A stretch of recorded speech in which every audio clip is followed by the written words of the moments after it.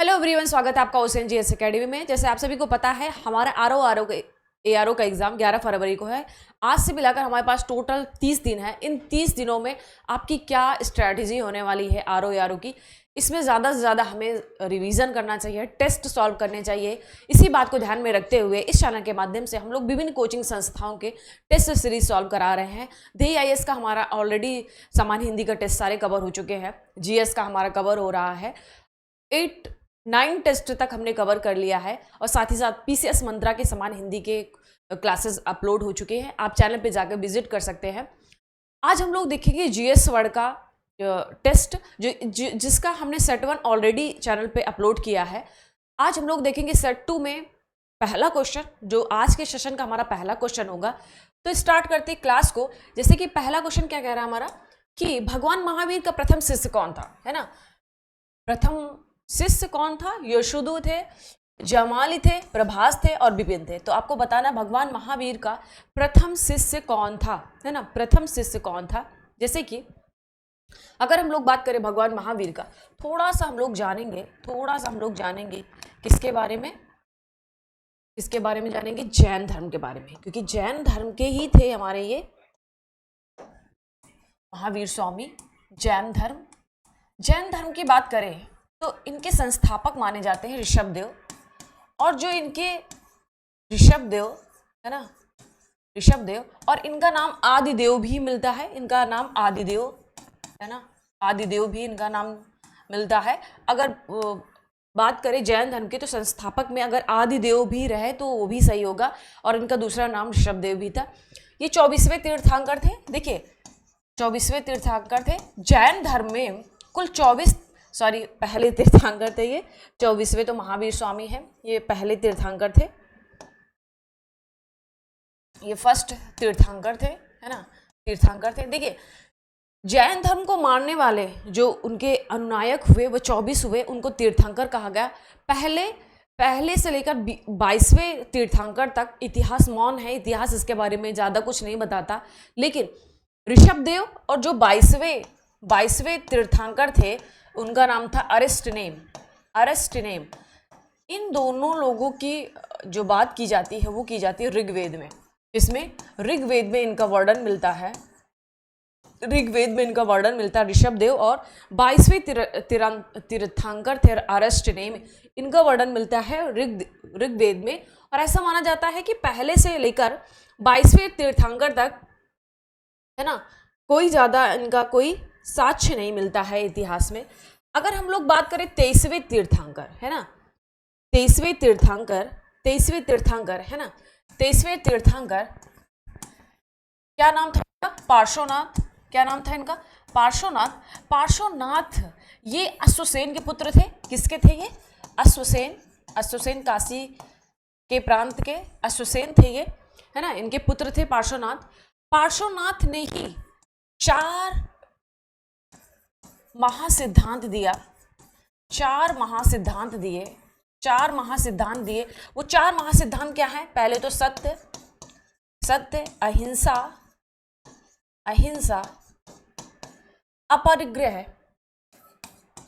अपरिग्रह और आस्ते।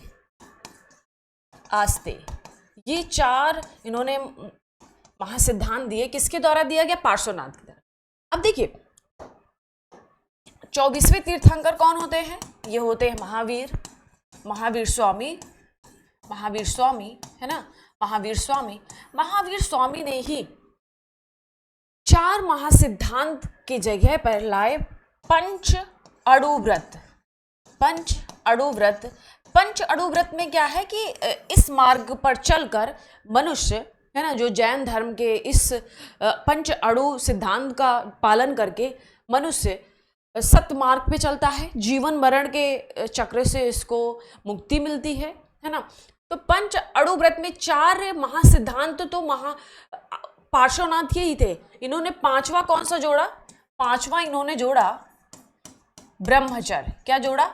ब्रह्मचर्य, है ना। ये बात आप याद रखिएगा। बाकी 4 थे और 5वां कौन था? ब्रह्मचर्य। तो इन्होंने पंच अणु व्रत का सिद्धांत दिया।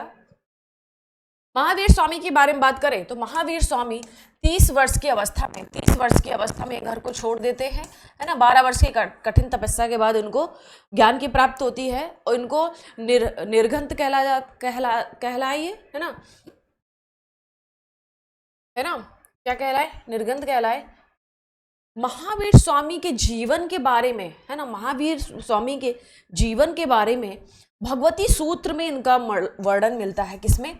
भगवती सूत्र में महावीर के जीवन से संबंधित सारे साक्ष्य मिलते हैं। महावीर के जीवन से जीवनी मिलती है ना, महावीर जी की। और भगवती सूत्र में ही 16 महाजनपदों का विवरण दिया गया है। 16 महाजनपद का विवरण दिया गया है ना, ये बात भी याद रखिएगा। 16 महाजनपदों का विवरण दिया गया है। कल्पसूत्र पुस्तक है ना, कल्पसूत्र ये जैन धर्म की है। कल्पसूत्र जिसको भद्रबाहु ने लिखा था। किसने लिखा था? भद्रबाहु ने लिखा था। इस पुस्तक में जितने भी तीर्थंकर हैं, 24 तीर्थंकरों का उनकी जीवनी मिलती है। तीर्थंकरों का इसमें क्या मिलता है? जीवनी मिलती है। कल्पसूत्र, कभी कभी क्वेश्चन आता है कि कल्पसूत्र के रचयिता कौन है, किसने इसको लिखा था? तो इसको किसने लिखा था? भद्रबाहु ने लिखा था, है ना, भद्रबाहु ने लिखा था। ओके, अब देख लेते हैं कि जैन धर्म के त्रिरत्न, जैन धर्म के, जैसे आपको पता है ये कर्म और पुनर्जन्म, कर्म और ये पुनर्जन्म पर विश्वास करते थे। पुनर्जन्म पे विश्वास करते थे ये लोग, कर्म और पुनर्जन्म पर विश्वास करते थे। इनके त्रिरत्न हैं जैन धर्म के। त्रिरत्न क्या है? सम्यक दर्शन, सम्यक ज्ञान और सम्यक आचरण। और कौन सा है? सम्यक आचरण। और कौन सा है? सम्यक आचरण, है ना।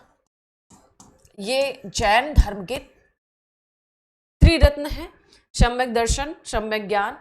सम्यक दर्शन का मतलब होता है वास्तविक ज्ञान। क्या इसका अर्थ होता है? वास्तविक ज्ञान, ठीक है। सम्यक ज्ञान का मतलब होता है वास्तविक ज्ञान, और सम्यक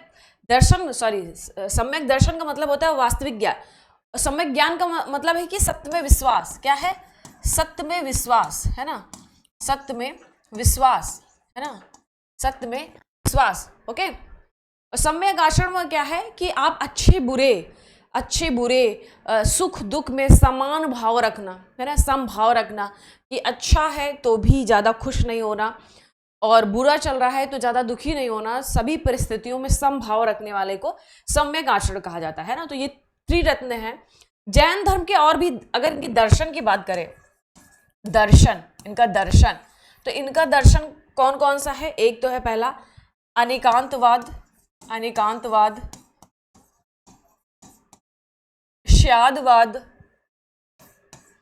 श्यादवाद, है ना, सापेक्षता का सिद्धांत, है ना, सापेक्षता का सिद्धांत इसी से निकला हुआ है, सापेक्षता का सिद्धांत। ओके, और क्या है? नवावध, ये सारे किसके हैं? ये दर्शन है जैन धर्म के। ये दर्शन है किसके? जैन धर्म में। जैन धर्म में संलेखना और संथारा।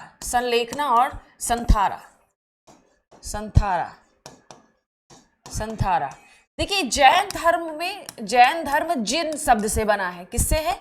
जिन शब्द से बना है। इसका तात्पर्य क्या होता है ना, कि मनुष्य को काया, ज्ञान, वाणी, इन सबसे मुक्ति मिलना क्या कहलाता है? जिन कहलाता है। संथारा और संलेखना, ये 2 तरीके हैं जैन धर्म में, है ना, कैवल्य की प्राप्ति के लिए, है ना। कैवल्य जैन धर्म में जैसे मोक्ष होता है, बौद्ध धर्म में निर्वाण होता है, कि मतलब सुख दुख या जीवन मृत्यु से छुटकारा पाने को निर्वाण बोला जाता है। वैसे ही जैन धर्म में कैवल्य, है ना, कैवल्य की प्राप्ति। कैवल्य का मतलब क्या होता है? जब आपके सारे कर्म अच्छे बुरे कर्म समाप्त हो जाते हैं तो वह इंसान कैवल्य को प्राप्त होता है। इसका मतलब है कि जीवन मृत्यु से इसको छुटकारा मिल जाता है। तो इसे किस शब्द से डिनोट करते हैं? कैवल्य से। ओके, संलेखना और संथारा। संथारा का तात्पर्य क्या है कि मनुष्य, कोई भी व्यक्ति उपवास के द्वारा, उपवास रख कर बिना कुछ खाए पिए अन्न जल का त्याग करके मृत्यु को प्राप्त करना, ये एक विधि है संथारा की, है ना, जो जैन धर्म में काफी प्रसिद्ध है। संलेखना का क्या है कि जो भी व्यक्ति अपने मृत्यु के निकट है, नजदीक है, अगर वो एकांतवास करता है, मौन व्रत रखता है और अन्न जल का त्याग करके वो मृत्यु को प्राप्त होता है, तो उसे क्या कहा जाता है? संलेखना, है ना। क्या कहा जाता है? संलेखना। देखिए ये संलेखना क्या है, 2015 में राजस्थान हाई कोर्ट ने इसको गलत माना था, इसको आत्महत्या की श्रेणी में रखा कि ये जैसे आत्महत्या करने पर ये दंडनीय अपराध है, वैसे ही ये संथारा और संलेखना क्या है? दंडनीय अपराध है।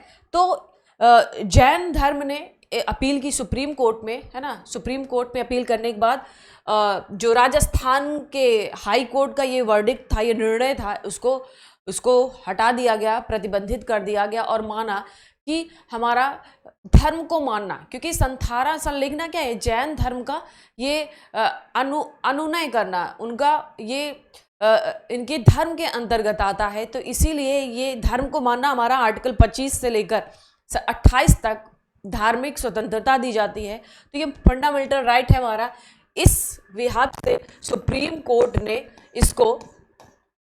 इस निर्णय को हटा दिया। ठीक है, तो अभी संथारा संलेखना क्या है? जैन धर्म के अंतर्गत ये वैध है ना। वापस चलते हैं क्वेश्चन में। क्वेश्चन क्या था कि महावीर स्वामी जी के बारे में पूछा था कि भगवान महावीर स्वामी का प्रथम शिष्य कौन था? तो वो जामल थे। कौन थे? जामल थे। तो राइट आंसर क्या हो जाएगा हमारा? B option. क्या हो जाएगा हमारा? B option. बढ़ते अगले क्वेश्चन की ओर। अगला क्वेश्चन है, पाटलिपुत्र को किस शासक ने सर्वप्रथम अपनी राजधानी बनाया? है ना, पाटलिपुत्र को किस शासक ने सर्वप्रथम अपनी राजधानी बनाया? अशोक, बिंबिसार, उदयन या कनिष्क? देखिए, मगध पर सर्वप्रथम जिस राजवंश ने शासक किया वो कौन थे? हर्यक थे। वो कौन थे? हर्यक थे। हर्यक वंश ने सबसे पहले मगध की गद्दी पर अपना वंश चलाया था, हर्यक वंश। इसके संस्थापक कौन थे? बिंबिसार थे। 15 वर्ष की अवस्था में ये शासक बनते हैं और 52 वर्ष तक ये शासन करते हैं। इन्होंने अपने साम्राज्य विस्तार का उम्दा टेक्निक निकाला कि शादी के बाद इन्होंने 3 शादियां करी, है ना। जहां जहां शादी करते थे कुछ दहेज में इनको क्षेत्र मिल जाता था, और शादी किए तो ससुराल पक्ष वाले इनसे इनका युद्ध नहीं होता था, तो अच्छे संबंध बन जाते थे। तो बिंबिसार ने 3 शादियां की और इनका जो साम्राज्य था काफी विस्तृत हो गया, है ना। बिंबिसार के बाद इनके पुत्र आते हैं अजातशत्रु। ये अपने पिता की हत्या करके गद्दी पे बैठते हैं अजातशत्रु। ये लगभग 20 साल इस पे शासन करते हैं। अजातशत्रु को कुड़िक नाम था, उपनाम इसका पूछ ले तो क्या था? कुड़िक नाम था इसका। ठीक है, अजातशत्रु के समय ही बौद्ध धर्म की प्रथम संगति हुई थी, है ना। बौद्ध धर्म की प्रथम संगति कहाँ पे हुई थी? राजगृह में हुई थी ना। और इसके अध्यक्ष कौन थे? महाकश्यप थे, है ना। ये बात भी याद रखिएगा। अजातशत्रु का पुत्र था उदयन। तो उदयन ने ही गंगा और यमुना और सोन और गंडक नदी के संगम पर, यमुना, सोन नदी और गंडक नदी के संगम पर उन्होंने पाटलिपुत्र नगर की स्थापना करी और उसी को अपनी राजधानी बनाया। तो इस का आंसर क्या हो जाएगा कि पाटलिपुत्र को सबसे पहले राजधानी किसने बनाया था? तो उदयन ने बनाया था। ठीक है, कनिष्क कौन थे? ये कुषाण वंश के थे, है ना, कनिष्क। और कनिष्क के काल में चौथा बौद्ध संगति हुआ था, है ना। चौथा बौद्ध संगति हुआ था, है ना। ये बात भी आप इसमें याद रखिएगा। तो इस क्वेश्चन का आंसर क्या हो जाएगा हमारा? C option. ओके, बढ़ते अगले क्वेश्चन की ओर। अगला क्वेश्चन है, केवल वह स्तंभ जिसमें अशोक ने स्वयं को मगध का सम्राट बताया, केवल वह स्तंभ जिसमें अशोक ने स्वयं को मगध का सम्राट बताया, वो आपको बताना है। भाब्रू स्तंभ, क्वेर स्तंभ, रुमनदेही स्तंभ या मास्की का स्तंभ। तो आपको बताना है कौन सा इसमें कौन सा इसमें, है ना, कौन सा इसमें आपको बताना है कि अशोक ने किस शिलालेख में स्वयं को मगध का सम्राट बता दिया, है ना। ऑप्शन आपके सामने है, ऑप्शन आपके सामने, आपको बताना है इसका आंसर क्या होगा। अगर हम लोग बात करें, है ना, भाब्रू स्तंभ, तो अशोक ने स्वयं को मगध का सम्राट बताया था भाब्रू स्तंभ में। किसमें? भाब्रू स्तंभ में। मास्की का स्तंभ कहाँ पे मिला है? मास्की का स्तंभ, तो मास्की का स्तंभ मिलता है हमारा रायचूर में। कहाँ पे? रायचूर। रायचूर कहाँ पे है? कर्नाटका में। रायचूर कहाँ पे है? कर्नाटका में। अब चलते हैं आपको लेके थोड़ा सा मौर्य वंश में। मौर्य वंश की बात करें तो इसके संस्थापक कौन थे? नंद वंश के अंतिम घनानंद को हराकर चंद्रगुप्त मौर्य ने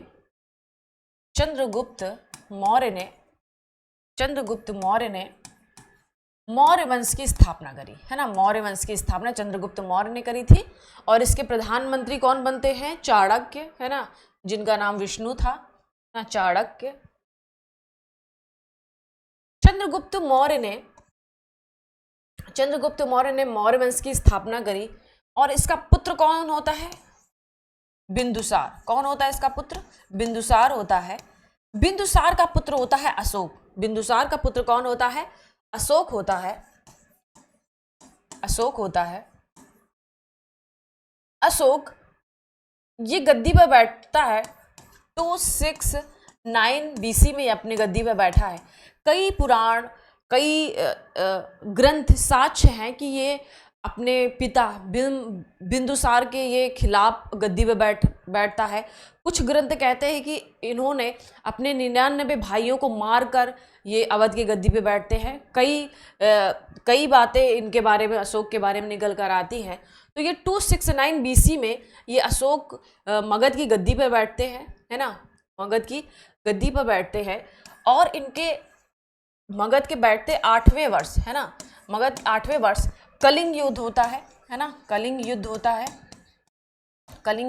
है, है ना। कलिंग युद्ध के बाद ये बौद्ध धर्म अपना लेते हैं। बहुत ज़्यादा उन्होंने मार काट देखी, उससे द्रवित होकर बौद्ध धर्म अपना लेते हैं। पूछा जाता है, क्वेश्चन आता है कि अशोक ने किससे बौद्ध धर्म से शिक्षा ली थी? तो उपगुप्त से। किससे?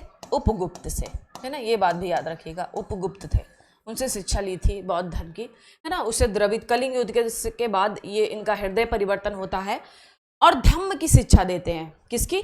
धम्म का मतलब क्या होता है कि प्रजा की नैतिक उत्थान हेतु नियम बनाए थे, है ना, नियम की संहिता, है ना, जो प्रजा के नैतिक उत्थान के लिए बनाए गए नैतिक संहिता, उसको क्या कहा गया? धम्म। क्या कहा गया? धम्म, है ना, धम्म। धम्म क्या था? प्रजा में नैतिक भावना प्रकट करने को क्या कहा गया? धम्म कहा गया। ठीक है, ओके। आगे देखते हैं हम लोग। जैसे कि अशोक ने अपने धम्म की शिक्षा दी थी, है ना, धम्म का प्रचार किया था। तो इन्होंने प्रचार कैसे किया? शिलालेखों, स्तंभ लेखों और गुहा लेखों पर उत्कीर्ण करवाकर ये प्रजा के लिए नैतिक ये आचार संहिता होती थी। तो अशोक के अभिलेखों को 3 भागों में बांटा जाता है। अभिलेखों को 3 भागों में बांटा जाता है। अभिलेखों को 3 भागों में बांटा जाता है। कितने भागों में बांटा जाता है? 3 भागों में बांटा जाता है। पहला तो शिलालेख, जिसकी संख्या 14 है ना, इसकी संख्या कितनी है? 14 है। दूसरा है स्तंभ लेख को लघु स्तंभ लेख और दीर्घ स्तंभ लेख में बांटते हैं। चौथा है गुहा लेख का मतलब क्या होता है? गुफाओं में उत्कीर्ण करवाना। जो भी नैतिक सिद्धांत होते थे उनका क्या करते थे? गुफाओं में इनका अभिलेख होता था।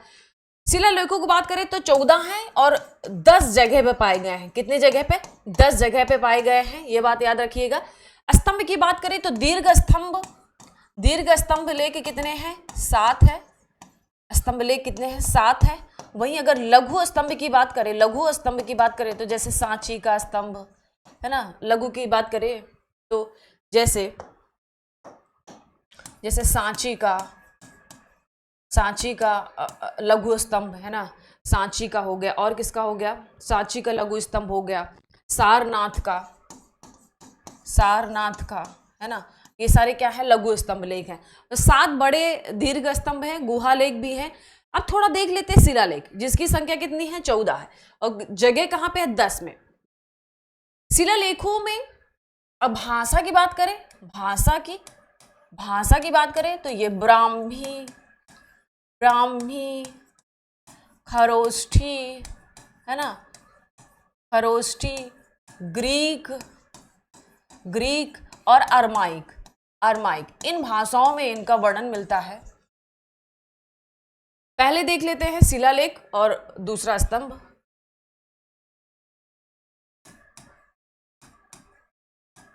शिलालेख और स्थान देख लेते हैं, किस स्थान पर मिला, है ना। अगर हम लोग बात करें अहरौरा, ये कहाँ पे मिला है, मिर्ज़ापुर। ये यूपी के नज़रिए से इंपॉर्टेंट है। मिर्ज़ापुर कहाँ पे है, यूपी में है ना, यूपी में। फिर कौन सा मिला है, कालसी, ये कहाँ पे मिला है, देहरादून में। कहाँ पे मिला है, देहरादून बताने की जरूरत नहीं, कहाँ पे है, उत्तराखंड में, है ना। सभी लोगों को पता होगा देहरादून कहाँ पे, उत्तराखंड में। फिर कौन सा मिलता है, धौली कहाँ पे है, ये पुरी में। धौली कहाँ पे है, पुरी कहाँ पे है, उड़ीसा। पुरी कहाँ पे है, उड़ीसा।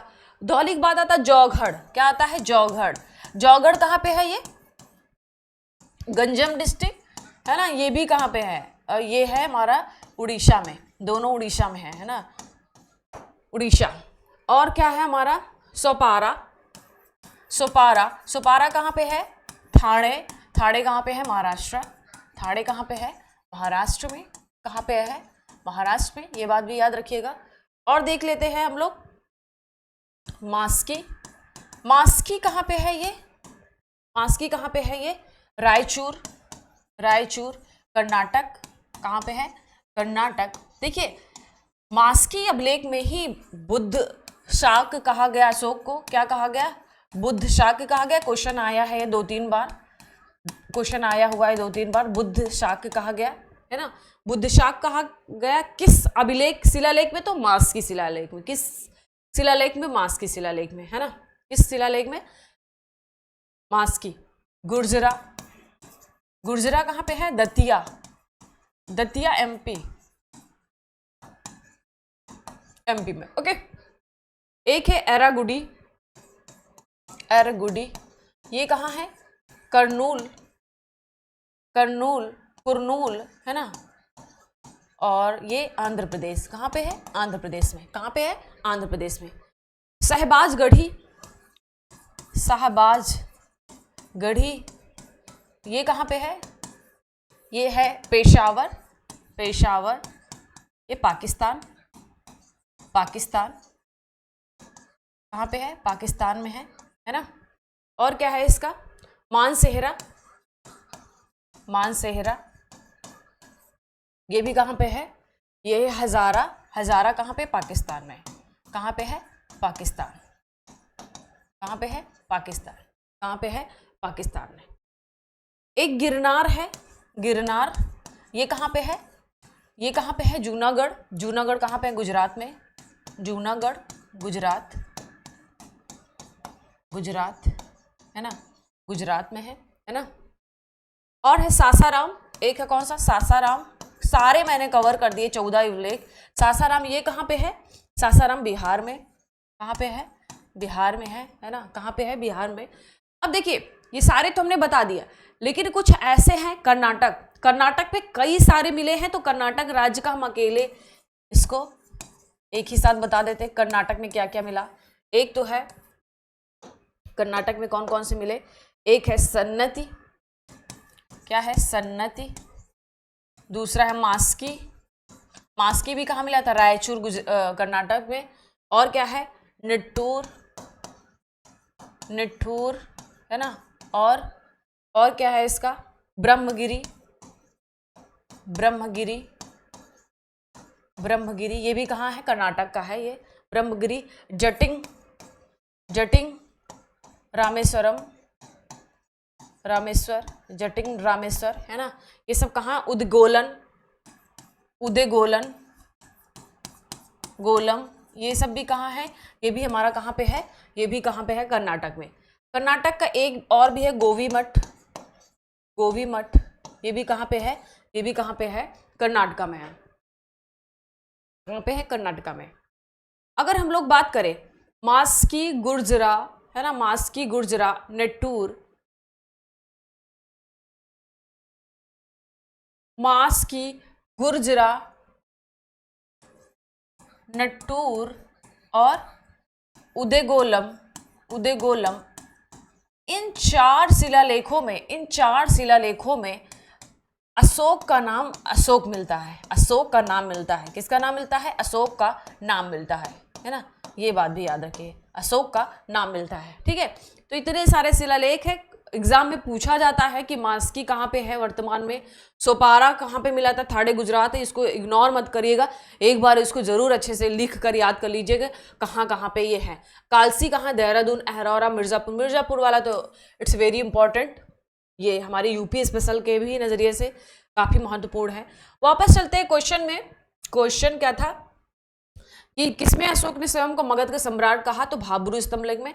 मास्की गुर्जरा, है ना, उर्रई और उदयगोलम में इन्होंने अपने नाम को अशोक कहा। पुराणों में अशोक का नाम अशोक वर्धन मिलता है ना, पुराणों में अशोक का नाम अशोक वर्धन मिलता है। और एक है कल्हड़ की राजत रंगड़ी, है ना, कल्हड़ एक पुस्तक है, राजत रंगड़ी, राजत रंगड़ी, इन्हों बताया, इसमें बताया गया है कि जो अशोक थे उनका साम्राज्य कश्मीर तक फैला हुआ था और इन्होंने कश्मीर में अशोकेश्वर मंदिर की स्थापना करी, है ना, और श्रीनगर की स्थापना करी। तो ये सारे एविडेंस कहाँ मिलते हैं? राजत रंगड़ी, राजत रंगड़ी में कश्मीर का वर्णन किया गया है, कश्मीर के शासन का, और इसको किसने लिखा? तो कल्हड़ ने लिखा है। ओके, अगले क्वेश्चन की ओर। अगला क्वेश्चन है हमारा, मौर्य काल में शिक्षा का सर्वाधिक प्रसिद्ध केंद्र क्या था? तक्षशिला, नालंदा, काशी या मथुरा? तो मौर्य काल में शिक्षा का सर्वाधिक केंद्र कौन था? तक्षशिला था। कौन था? तक्षशिला। यहाँ पे हिंदू और बौद्ध धर्म की शिक्षा दी जाती थी। किसकी? हिंदू और बौद्ध धर्म की शिक्षा दी जाती थी। नालंदा किसको बनाया था? कुमार गुप्त ने बनवाया था, गुप्त वंश में, है ना, कुमार गुप्त ने। कुमार गुप्त का ही वंशज था जो उत्तराधिकारी था, क्या नाम था? स्कंदगुप्त। स्कंदगुप्त ने ही गिरनार में सुदर्शन झील का जीर्णोद्धार कराया था, ये बात भी याद रखिएगा। तो इस क्वेश्चन का आंसर क्या हो जाएगा? हमारा ए ऑप्शन। बढ़ते हैं अगले क्वेश्चन की ओर। अगला क्वेश्चन, गुप्त काल में उत्तर भारतीय व्यापार निम्नलिखित में से किस एक पतन से संचालित होता था? गुप्त काल की बात चल रही है। भड़ोच, काम्बे, कल्याण या ताम्रलिप्ति? तो गुप्त काल में उत्तर भारतीय व्यापार ताम्रलिप्ति से चलती थी, तो राइट आंसर क्या हो जाएगा? डी, है ना, राइट आंसर क्या हो जाएगा? डी। थोड़ा सा चलते हैं, आपको गुप्त वंश में लेके चलते हैं, है ना, गुप्त वंश, गुप्त वंश। गुप्त वंश की स्थापना किसने करी थी? श्रीगुप्त ने। किसने करी थी? श्रीगुप्त ने। किसने करी थी? श्रीगुप्त ने करी थी। श्रीगुप्त का उत्तराधिकारी घटोत्कच हुआ, फिर उसके बाद आते हैं चंद्रगुप्त, चंद्रगुप्त, चंद्रगुप्त आते हैं, चंद्रगुप्त प्रथम। चंद्रगुप्त प्रथम ने महाराज धीराज की उपाधि धारण करी, महाराज धीराज की उपाधि धारण करी, है ना, महाराज धीराज की उपाधि धारण करी। और ये किसके थे?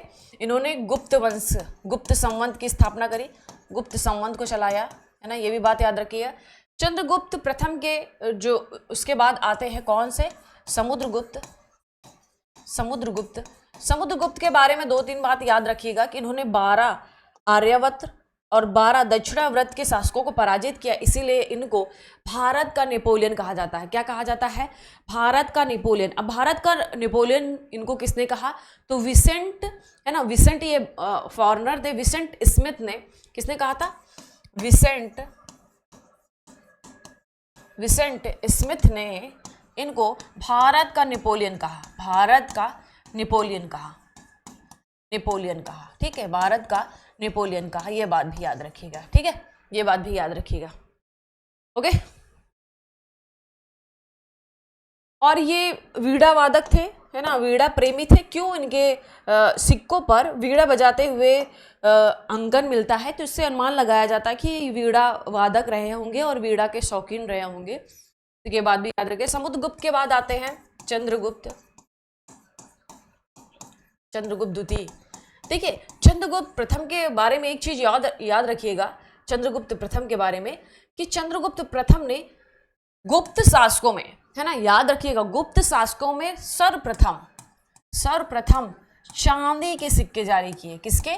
चांदी के सिक्के गुप्त वंश में, है ना, मेरी बात ध्यान से सुनिएगा, गुप्त वंश में पहले शासक थे जिन्होंने सर्वप्रथम चांदी के सिक्के जारी किए। वही अगर चंद्रगुप्त द्वितीय की बात कर रहे तो इन्होंने शक पर विजय प्राप्त करी, शकों पर विजय, और उस उपलक्ष्य में इन्होंने भारी मात्रा में चांदी के सिक्के जारी किए।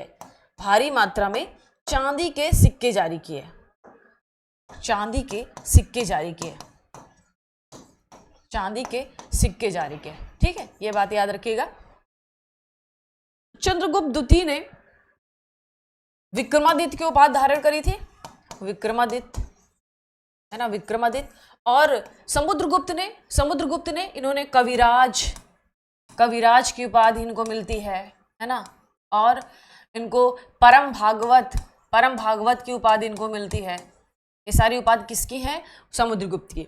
चंद्रगुप्त द्वितीय ने विक्रमादित्य की उपाधि धारण करी, है ना, और इनके राज दरबार में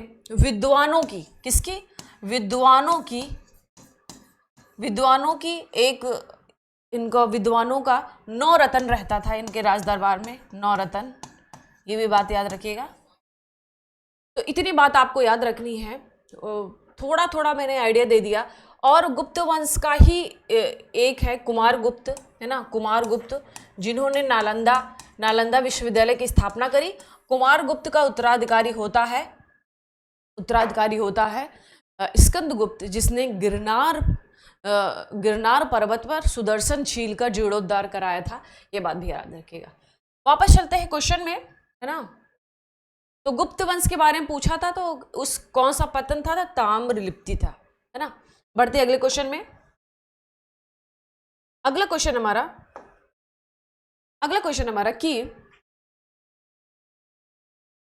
है कि एलोरा के प्रसिद्ध कैलाश मंदिर के निर्माण से कौन सा शासक वर्ग संबद्ध रहा? चोल वंश, पल्लव वंश, राष्ट्रकूट वंश या चालुक्य वंश, है ना। तो एलोरा के प्रसिद्ध कैलाश मंदिर, आप सभी को पता है एलोरा और एलिफेंटा गुफाएं कहाँ पे हैं? ये गुफाएं कहाँ पे? ये गुफाएं महाराष्ट्र में, है ना, औरंगाबाद, महाराष्ट्र। तो एलोरा के प्रसिद्ध कैलाश मंदिर के निर्माण से कौन सा शासक वर्ग संबद्ध रहा?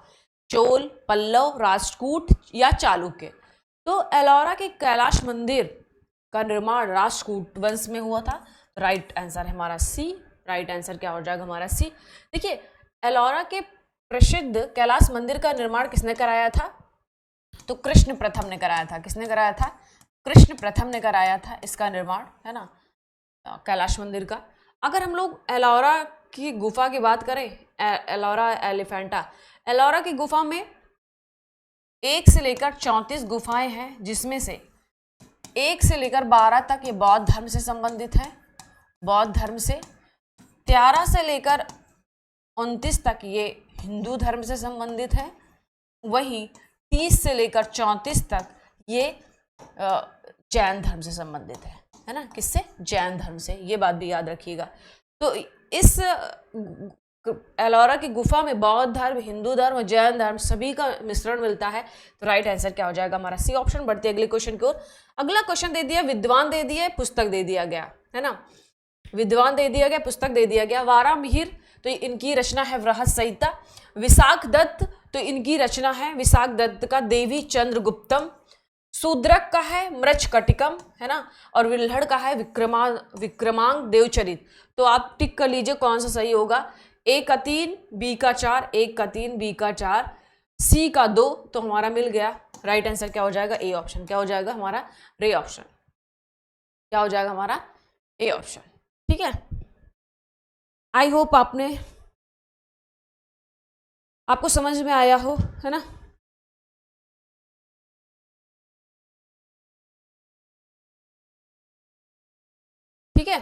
तो वरा मिहार के कौन थे? वराह संहिता, विशाख दत्त के देवी चंद्रगुप्ता और शूद्रक के मृच्छ कटिकम और विल्हड़ के कौन थे? विक्रमांक देवचरित। देखिए प्रबंध चिंतामणि के लेखक कौन थे? प्रबंध चिंतामणि के मेरी तुंगाचार्य कौन थे? मेरु तुंगाचार्य थे, ये भी याद रखिएगा। अगला क्वेश्चन, निम्नलिखित में से किस महिला ने सर्वप्रथम कांग्रेस को संबोधित किया? देखिए क्वेश्चन 3-4 तरह से आ सकता है कि चलते हैं आपको न्यू पेज पे। देखिए क्वेश्चन ध्यान से पढ़ लेते हैं। निम्नलिखित में से किस महिला ने सर्वप्रथम कांग्रेस को संबोधित किया था? ऑप्शन है कादम्बिनी गांगुली, सरोजिनी नायडू, एनी बेसेंट या उपरोक्त में से कोई नहीं। इसमें क्वेश्चन क्या है? संबोधित किया था। अगर पहली महिला अध्यक्ष पूछे तो एनी बेसेंट आप आंसर करेंगे। पहली महिला है ना, कांग्रेस की पहली महिला है ना, कांग्रेस की पहली महिला, तो ये हमारी एनी बेसेंट है। कब? 1917 में बनी थी ये अध्यक्ष।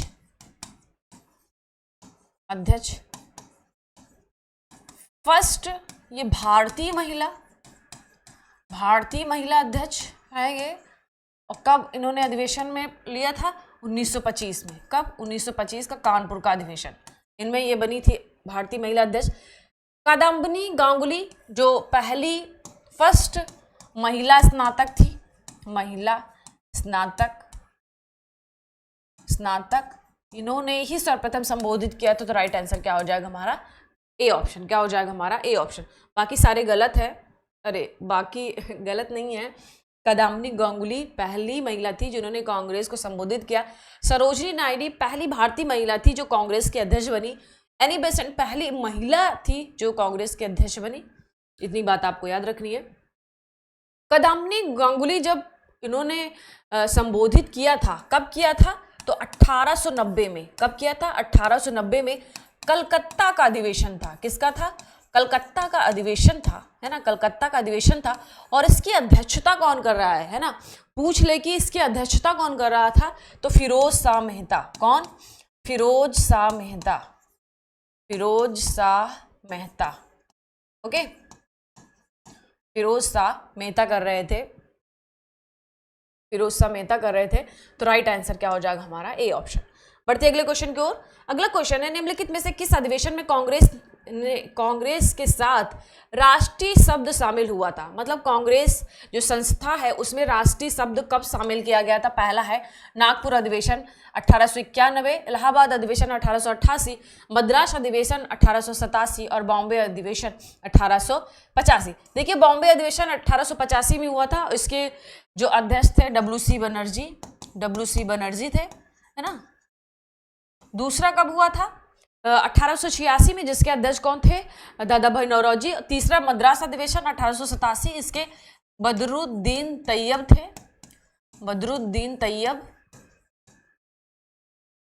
थे। है ना। और इलाहाबाद अधिवेशन ये जॉर्ज यूल। कौन थे? George Yule. तो कांग्रेस ने 1891 में राष्ट्रीय शब्द जोड़ा था जो कि नागपुर का अधिवेशन था। तो राइट आंसर क्या हो जाएगा हमारा? A option. क्या हो जाएगा हमारा? A option. कुछ महत्वपूर्ण अधिवेशन देख लेते हैं, है ना, कुछ महत्वपूर्ण अधिवेशन, जैसे कि पहली बार वंदे मातरम किस अधिवेशन में गाया गया था? वंदे मातरम, तो ये कौन सा अधिवेशन था हमारा? 1896 का कलकत्ता अधिवेशन। कौन सा था? कलकत्ता अधिवेशन। कौन सा था? कलकत्ता अधिवेशन। पहली बार जनमनगढ़ जो कि हमारा राष्ट्रगान है, तो ये कब गाया गया था? 1911 में कलकत्ता अधिवेशन। कहाँ पे? कलकत्ता अधिवेशन।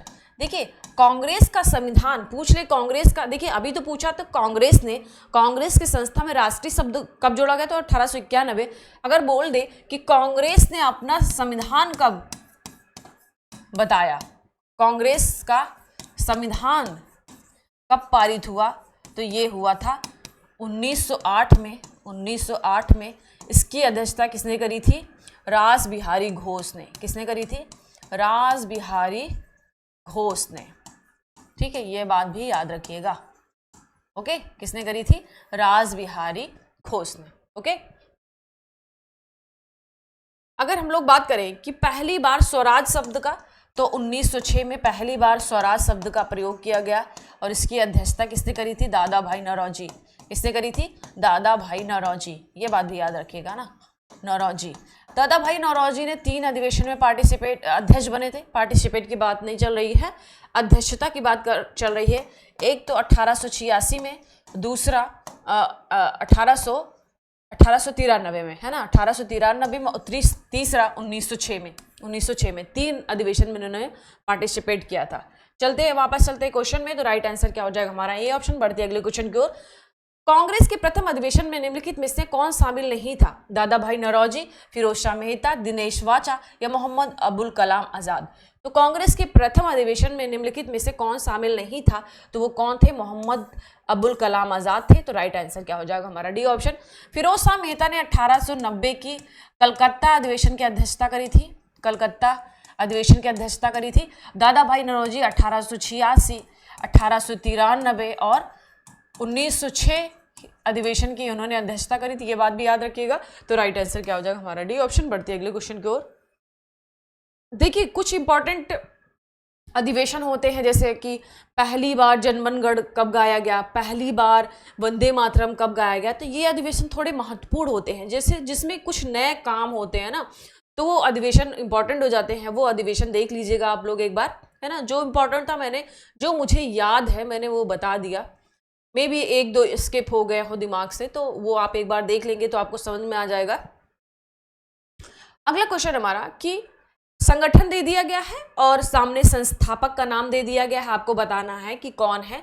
जैसे ब्रिटिश इंडियन एसोसिएशन, है ना, संगठन है, संगठन का नाम है, साथ ही साथ साल भी दे दिया गया। तो आसान हो गया, हमको कई सारे फैक्ट हमको एक साथ इस क्वेश्चन में मिल जाएंगे। संस्था का नाम भी दे दिया गया है और संस्थापक आपको बताना है। ब्रिटिश इंडियन एसोसिएशन 1891, इसके संस्थापक कौन थे? राधाकांत देव थे।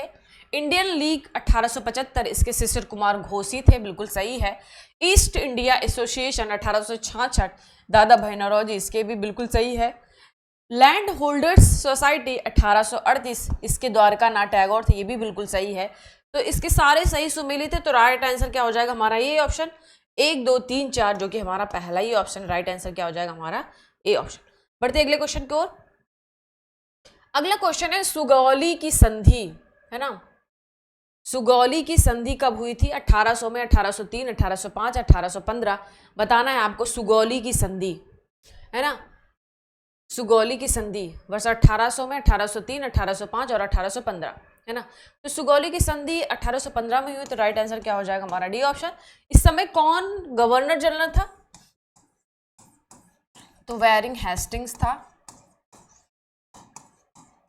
इसका कार्यकाल कब से कब तक रहा? तो 1813 से 23 तक रहा। इसका कार्यकाल 1813 से 23 तक रहा। और इसी के समय आंग्ल मराठा तृतीय युद्ध होता है, जिसमें मराठा की शक्ति बिल्कुल खत्म हो जाती है वेरिंग हेस्टिंग के समय। तो सुगौली की संधि नेपाल के साथ होती है। आंग्ल नेपाल युद्ध, आंग्ल नेपाल युद्ध, नेपाल युद्ध, है ना। तो राइट आंसर क्या हो जाएगा हमारा? D option. बढ़ते अगले क्वेश्चन की ओर। अगला क्वेश्चन है 18वीं सदी में बंगाल में वस्त्र उद्योग के पतन के लिए उत्तरदायी कारण क्या था, है ना।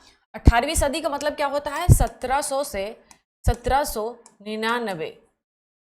तो आपको बताना है कि बंगाल में वस्त्र उद्योग के पतन के लिए उत्तरदायी कारण क्या था? उत्पादन की गुणवत्ता में कमी, कच्चे माल की अनुपलब्धता, ब्रिटेन को निर्यात करने वाले माल पर उच्च तटकर या कारीगरों की अनुपलब्धता।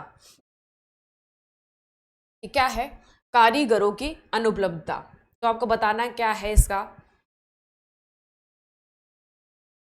आंसर। बंगाल में वस्त्र उद्योग के पतन। देखिए, बंगाल में वस्त्र उद्योग का सबसे प्रमुख कारण क्या था? ब्रिटेन को निर्यात करने वाली माल पर उच्च कर लगाना, है ना। ये लोग क्या करते थे? यहाँ से कच्चा माल ले जाते थे विदेश अपने यहाँ, और वहाँ से तैयार माल भारत लाते थे, है ना, और यहाँ पे उच्च दाम में बेचते थे। और यहाँ भारत से जो आयात निर्यात होता था उस पर भारी टैक्स लगाते थे। तो मार्केट में जो प्राइस होता था भारतीय वस्त्रों की, वो बहुत ज़्यादा होती थी। तो बिक्री उन्हीं देशों के वस्त्रों की होती थी, इसीलिए वस्त्र उद्योग का पतन होना स्टार्ट हुआ हमारा 18वीं सदी में। प्रमुख कारण है ब्रिटेन को निर्यात करने वाले माल पर उच्च तट कर लगाना। तो राइट आंसर क्या हो जाएगा हमारा? C option. बढ़ते अगले क्वेश्चन की ओर। अगला है 1920 में निम्नलिखित में से किसने अपना नाम परिवर्तित करके स्वराज सभा रख लिया। मतलब कोई संस्था रही होगी, उसने अपना नाम 1920 में परिवर्तित करके रख लिया Swaraj Sabha. All India home rule league, Hindu Mahasabha, south Indian liberal federation या सर्वेंट ऑफ इंडिया सोसाइटी। देखिए ऑल इंडिया होम रूल ने स्वराज सभा नाम बदल लिया था 1920 में, तो राइट आंसर क्या हो जाएगा हमारा ये ऑप्शन। हिंदू महासभा की स्थापना 1915 में मदन मोहन मालवीय ने किया था। मदन मोहन मालवीय ने किया था, ये बात याद रखिएगा, है ना। The servant of India society के 1905 में गोपाल कृष्ण गोखले, है ना। 1905 में गोपाल कृष्ण गोखले कौन सा था? The servant of India society 1905, Gopal Krishna Gokhale. Gopal Krishna Gokhale ये किसके गुरु थे? तो ये गांधी जी के गुरु थे। और गोखले के गुरु कौन थे? तो दादा भाई नौरोजी। ये बात भी याद रखिएगा। इस क्वेश्चन का आंसर क्या हो जाएगा हमारा ए। बढ़ते हैं अगले क्वेश्चन की ओर। 19वीं शताब्दी के उत्तरार्ध में नौ हिंदूवाद। देखिए 19वीं शताब्दी के उत्तरार्ध का मतलब क्या हुआ? 1850 से 1899 के बीच का जो समय है उसमें उसकी बात चल रही है। 19वीं शताब्दी के उत्तरार्ध में नौ हिंदूवाद के सर्वश्रेष्ठ प्रतिनिधि थे रामकृष्ण परमहंस, स्वामी विवेकानंद, बंकिम चंद्र चटर्जी, राजा राम मोहन राय। अब की अगर ये पूर्वार्ध पूछता कि 18वीं 19वीं सदी के पूर्वार्ध में, तो नाम किसका होता? राजा राम मोहन राय का, क्योंकि राजा राम मोहन राय को आधुनिक भारत का जन्मदाता कहा जाता है, अग्रदूत कहा जाता है। इन्होंने सती प्रथा, सबसे सर्वश्रेष्ठ काम क्या रहा? सती प्रथा को इन्होंने प्रतिबंधित करवाया, है ना, लॉर्ड विलियम बेंटिंग के प्रयासों से, है ना। राजा राम मोहन राय ने आत्मसभा, वेदांत कॉलेज, है ना, वेदांत कॉलेज और ब्रह्म समाज की स्थापना करी। ब्रह्म समाज की स्थापना में जो भी समाज में कुरीतियां थे उसके अगेंस्ट चलाया और एकेश्वरवाद की इसको बढ़ावा दिया ब्रह्म समाज में। स्वामी विवेकानंद जी जो 19वीं शताब्दी के उत्तरार्ध में नौ हिंदूवाद के सर्वश्रेष्ठ प्रतिनिधि थे, वो कौन थे? स्वामी विवेकानंद। स्वामी विवेकानंद जी का जन्म 12 जनवरी, है ना, 12 जनवरी 1863 को हुआ था। 12 जनवरी 1863 को हुआ था, है ना, ये बात भी याद रखिएगा, 1863 को हुआ था, है ना। और स्वामी विवेकानंद कब चर्चा में आया? 1893 शिकागो में धर्म सम्मेलन हो रहा था, तो उन्होंने संबोधित किया था। और 1897 में परमहंस रामकृष्ण मिशन की स्थापना करी इन्होंने। और रामकृष्ण परमहंस क्या थे? स्वामी विवेकानंद जी के गुरु थे, है ना। तो इस क्वेश्चन का आंसर क्या हो जाएगा हमारा? B option. बढ़ते अगले क्वेश्चन की ओर। अगला क्वेश्चन है, ईस्ट इंडिया कंपनी के द्वारा प्रथम व्यापारिक केंद्र की स्थापना कहां पर की गई थी, है ना। ईस्ट इंडिया कंपनी के द्वारा प्रथम व्यापारिक केंद्र की स्थापना कहां पर की गई थी? मसूलीपट्टनम, सूरत, पुडुचेरी, है ना, पुडुचेरी और क्या है और सिंचुरा। तो आपको बताना है ईस्ट इंडिया कंपनी के द्वारा प्रथम व्यापारिक केंद्र की स्थापना कहां पर की गई थी, है ना, कहां पे की गई थी? तो की गई थी सूरत में। कब? 1613 में। कब? 1613 में। तो राइट आंसर क्या हो जाएगा हमारा? B option. क्या हो जाएगा हमारा? B option. 1500 में पुर्तगालियों ने किया था कालीकट में, सर्वप्रथम कालीकट में, है ना। 1664 में फ्रांसीसियों ने किया था सूरत में, है ना। तो ये बात याद रखिएगा। तो राइट आंसर क्या हो जाएगा हमारा? B option. क्या हो जाएगा? B option. बढ़ते हैं अगले क्वेश्चन की ओर। अगला क्वेश्चन है हमारा,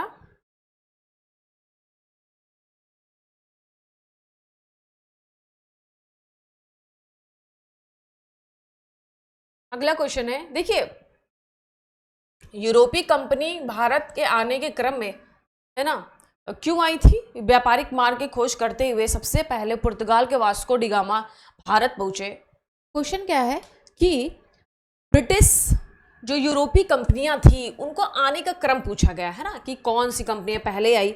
देखिए, यूरोपीय कंपनियां, यूरोप के लोग साउथ एशिया, वो साउथ ईस्ट एशिया के साथ व्यापार करने के लिए समुद्री मार्ग की खोज कर रहे हैं। पहली बार सफलता किसको मिलती है?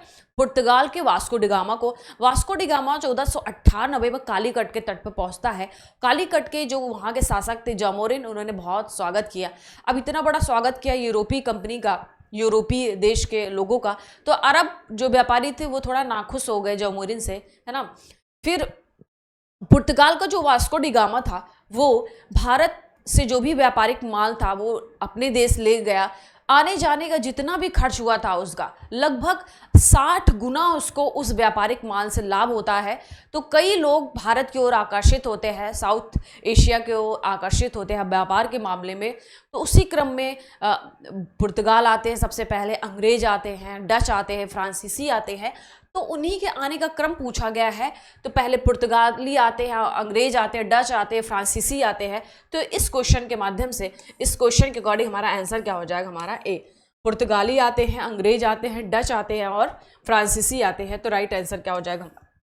A option. बढ़ते हैं अगले क्वेश्चन की ओर।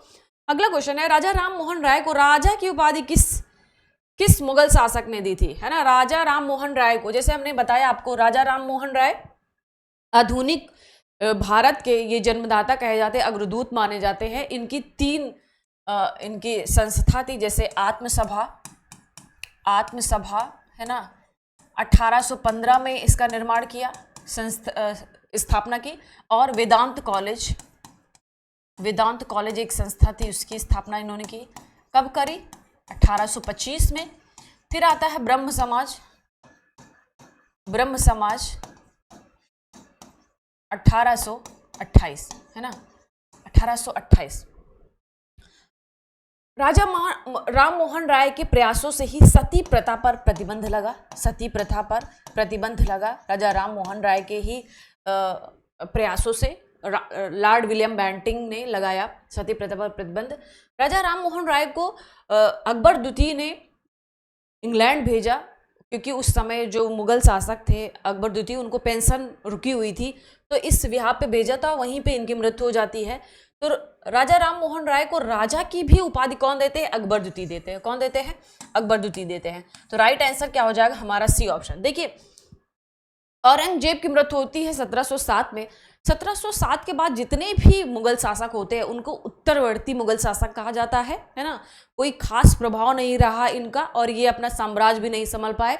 उसके बाद बहादुर शाह, इसके मोहम्मद शाह बनते हैं शासक, है ना।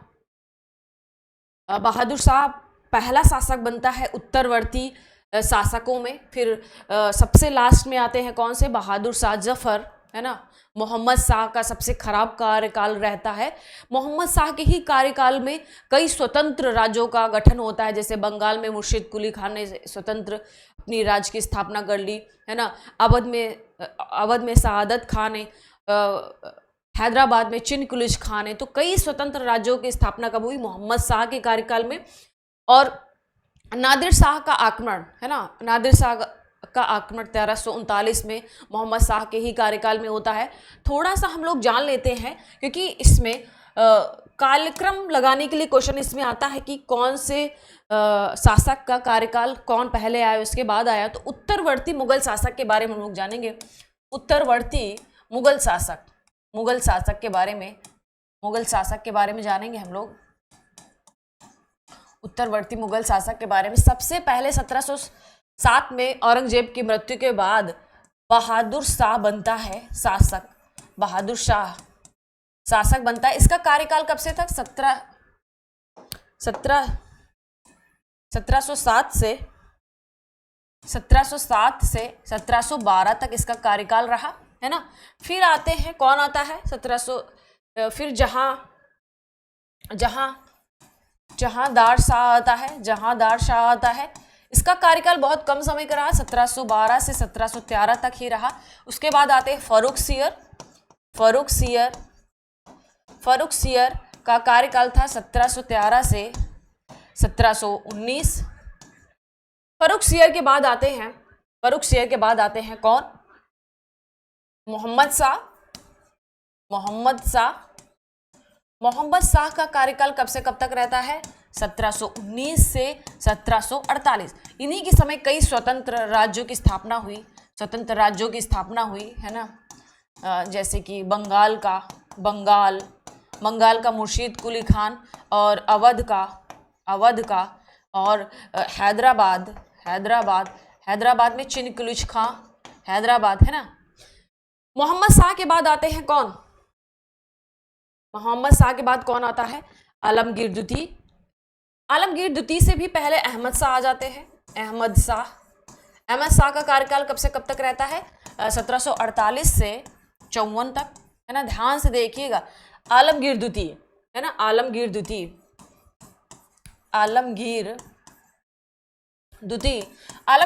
का शासनकाल कब से था? 54 से 59 तक। फिर आते हैं शाह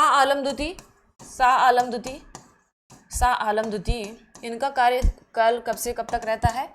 1759 से 1806। और उसके बाद आते हैं अकबर द्वितीय, जो कि क्वेश्चन पूछा गया था। अकबर द्वितीय का कार्यकाल कब से कब तक रहता है? 1806 से 1837 तक रहता है। फिर आते हैं बहादुर शाह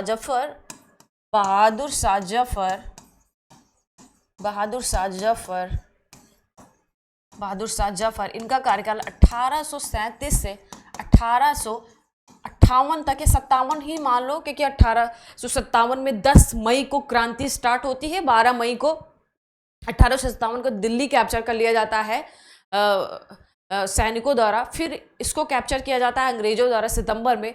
तो उसी समय इनकी पूरी शक्ति मुगल शासकों को हटा दिया जाता है ना। तो 57 तक ही रहे बहादुर शाह जफर। ये आप याद रखिएगा, सीक्वेंस है ना, क्रोनोलॉजी लगाने के लिए आता है उत्तरवर्ती मुगल शासक में, वो चाहे पीसीएस हो चाहे आरओ हो, है ना। सारा मैंने आपको एक ही साथ दे दिया। वापस चलते हैं क्वेश्चन में। तो अकबर द्वितीय ने राजा राम मोहन राय को राजा की उपाधि दी थी। तो राइट आंसर क्या हो जाएगा हमारा? C option. बढ़ते अगले क्वेश्चन की ओर। अगला है सूची 1 को सूची 2 से सुमेलित करना है, और ये दे दिए गए हैं गवर्नर जनरल के नाम और साथ ही साथ उनके सामने काम दे दिए गए। लॉर्ड डलहौजी इनका कार्यकाल कब से कब तक रहा? 1848 से 56 तक रहा। व्यापगत का सिद्धांत किसके द्वारा लाया गया? लॉर्ड डलहौजी के द्वारा। लॉर्ड डलहौजी ने व्यापगत के सिद्धांत क्या था? अगर किसी भी राज्य जो ब्रिटिश अधिकार के अंतर्गत जितने भी राज आते थे, अगर वहां पे किसी भी राजा का पुत्र नहीं होता था, तो उसकी सारी संपत्ति, राजा की संपत्ति का कोई उत्तराधिकारी नहीं रहता था, यानी कि उसका पुत्र नहीं होता था, तो उसकी सारी संपत्ति ब्रिटिश सरकार के पास चली जाती थी, और गोद लिया हुआ पुत्र को उसकी संपत्ति नहीं दी जाती थी। ये कहता था हमारा व्यापगत का सिद्धांत। व्यापगत के सिद्धांत के अंतर्गत जिन जिन राज्यों का अधिग्रहण किया, जैसे इसके लिए ट्रिक है, SJS उझाना, है ना, बी उझाना। एस से क्या होता है? सतारा। सबसे पहले किसको बनाते हैं ये लोग? सतारा को कैप्चर करते हैं। फिर जैतपुर, है ना। उसके बाद संबलपुर, बघाट, है ना, जगह में है, एडजस्ट कर लीजिए। बघाट। ऊ से क्या हो जाएगा? उदयपुर, और झा से झांसी और नागपुर। क्या है? नागपुर। ये बात आप याद रखिएगा। लॉर्ड विलियम बेंटिंक, जिन्होंने सती प्रथा राजा राम मोहन राय के साथ मिलकर। लॉर्ड रिपन, स्थानीय स्वशासन के जनक। लॉर्ड रिपन का कार्यकाल कब से कब तक था? 1880 से 84, है ना। और लॉर्ड विलियम बेंटिंक का 1828 से 35। लॉर्ड कर्जन का 1899 से 1905 तक था, 1905 तक कार्यकाल रहा। देखिए, लॉर्ड कर्जन बंगाल विभाजन के वजह से जाने जाते हैं। लॉर्ड रिपन स्थानीय स्वशासन। कौन सा मैच करेगा हमारा? A का 4, B का 1, A का 4, B का 1 और C का 2 और D का 3। तो राइट आंसर क्या हो जाएगा हमारा? ए ऑप्शन, है ना। अगला क्वेश्चन हमारा कि बंगाल के किस नवाब ने राजधानी को मुर्शिदाबाद से मुंगेर स्थानांतरित कर दिया, है ना। क्वेश्चन क्या है, बंगाल के किस नवाब ने राजधानी को मुर्शिदाबाद से मुंगेर स्थानांतरित कर दिया? मीर जाफर, मीर कासिम, मुर्शीद कुली खां या अलीवर्दी खां? देखिए बंगाल के किस नवाब ने मुर्शिदाबाद, देखिए मीर जाफर ये सुराजुद्दौला का शासक था और बक्सर के युद्ध में इन्होंने छल कपट के माध्यम से अपने सिराजुद्दौला अपने नवाब को धोखा दे देते हैं और ब्रिटिश सरकार के साथ मिल जाते हैं, कंपनी के साथ। फिर जब बक्सर का युद्ध होने के बाद, है ना, प्लासी के युद्ध होने के बाद मीर जाफर को नवाब बना दिया जाता है। जब मीर जाफर ब्रिटिश कंपनी के अकॉर्डिंग काम नहीं करता तो मीर जाफर को हटाकर मीर कासिम को बना दिया जाता है। मीर कासिम भी ब्रिटिश जो कंपनी थी उसके हस्तक्षेप को बर्दाश्त नहीं करती है, वो नहीं चाहती कि उसके जो प्रशासन है उसमें ब्रिटिश कंपनी हस्तक्षेप करे, तो इसीलिए मीर कासिम ने क्या किया कि मुर्शिदाबाद से मुंगेर स्थानांतरित कर लिया अपनी राजधानी। क्यों? क्योंकि वो चाहता था कि ब्रिटिश कंपनी उसके राज्य में, उसके प्रशासन में कम से कम हस्तक्षेप करे। इसी से बचने के लिए उसने मुर्शिदाबाद से मुंगेर स्थानांतरित कर लिया। अब ऐसा करने के बाद मीर कासिम को फिर अंग्रेजों द्वारा हटा दिया जाता है, फिर बनाया जाता है, फिर मीर जाफर को बनाया जाता है। तो पहले मीर जाफर बनता है, फिर उसके बाद मीर कासिम बंगाल का नवाब बनता है। मीर कासिम को हटाकर फिर मीर जाफर को बनाया जाता है। तो मीर कासिम ने ही मुर्शिदाबाद से मुंगेर स्थानांतरित करी। तो राइट आंसर क्या हो जाएगा हमारा? B option. तो मुर्शीद कुली खान, इन्होंने बंगाल में स्वतंत्र राज्य की स्थापना करी थी, है ना, बंगाल में। और मुर्शीद कुली अली खान के बाद सुजाउद्दौला, है ना, सुजाउद्दीन के बाद सरफराज के बाद आते हैं अलीवर्दी खां, अलीवर्दी के खां के बाद आता है सिराजुद्दौला, है ना। तो इस क्वेश्चन का राइट आंसर क्या हो जाएगा? बी। बढ़ते अगले क्वेश्चन की ओर। निम्नलिखित में से कौन सा सुमेलित नहीं है? प्रथम आंग्ल मैसूर युद्ध 1767 से 69, मद्रास की संधि, बिल्कुल बात सही है। प्रथम आंग्ल मैसूर युद्ध 1767 से 69 तक हुआ था, है ना, मद्रास की संधि पर एक खत्म हुआ। द्वितीय आंग्ल मैसूर युद्ध 1780 से 84, मैंगलोर की संधि। देखिए 1782 में हैदर अली की मृत्यु हो जाती है ना, हैदर अली के मृत्यु हो जाती है। तो 82 के बाद इसका पुत्र टीपू सुल्तान इस कमान को संभालता है, उसी के साथ मैंगलोर की संधि होती है। तृतीय आंग्ल मैसूर युद्ध 1790 से 92 के बीच में होता है, श्रीरंगपट्टनम की संधि होती है, ये बात भी बिल्कुल सही है। लेकिन चतुर्थ आंग्ल मैसूर युद्ध 1799 में तो होता है, लेकिन सालबाई की संधि नहीं होती, क्योंकि इस युद्ध में टीपू सुल्तान की मृत्यु हो जाती है, तो कोई इन दोनों के बीच में कोई संधि नहीं होती। तो राइट आंसर क्या हो जाएगा हमारा? D option. प्रथम आंग्ल मराठा युद्ध में सालबाई की संधि होती है, तो इस क्वेश्चन का आंसर क्या हो जाएगा हमारा? D option. बढ़ते हैं अगली क्वेश्चन की ओर।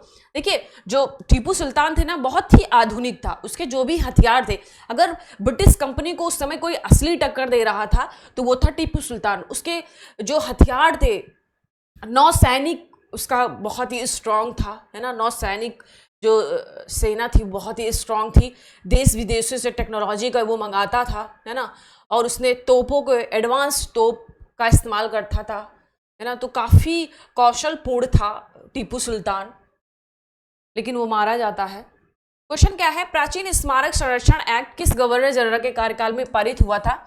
Lord Minto, Lord Linlithgow, Lord Curzon व लॉर्ड कैनिंग। तो आपको बताना है प्राचीन स्मारक संरक्षण एक्ट।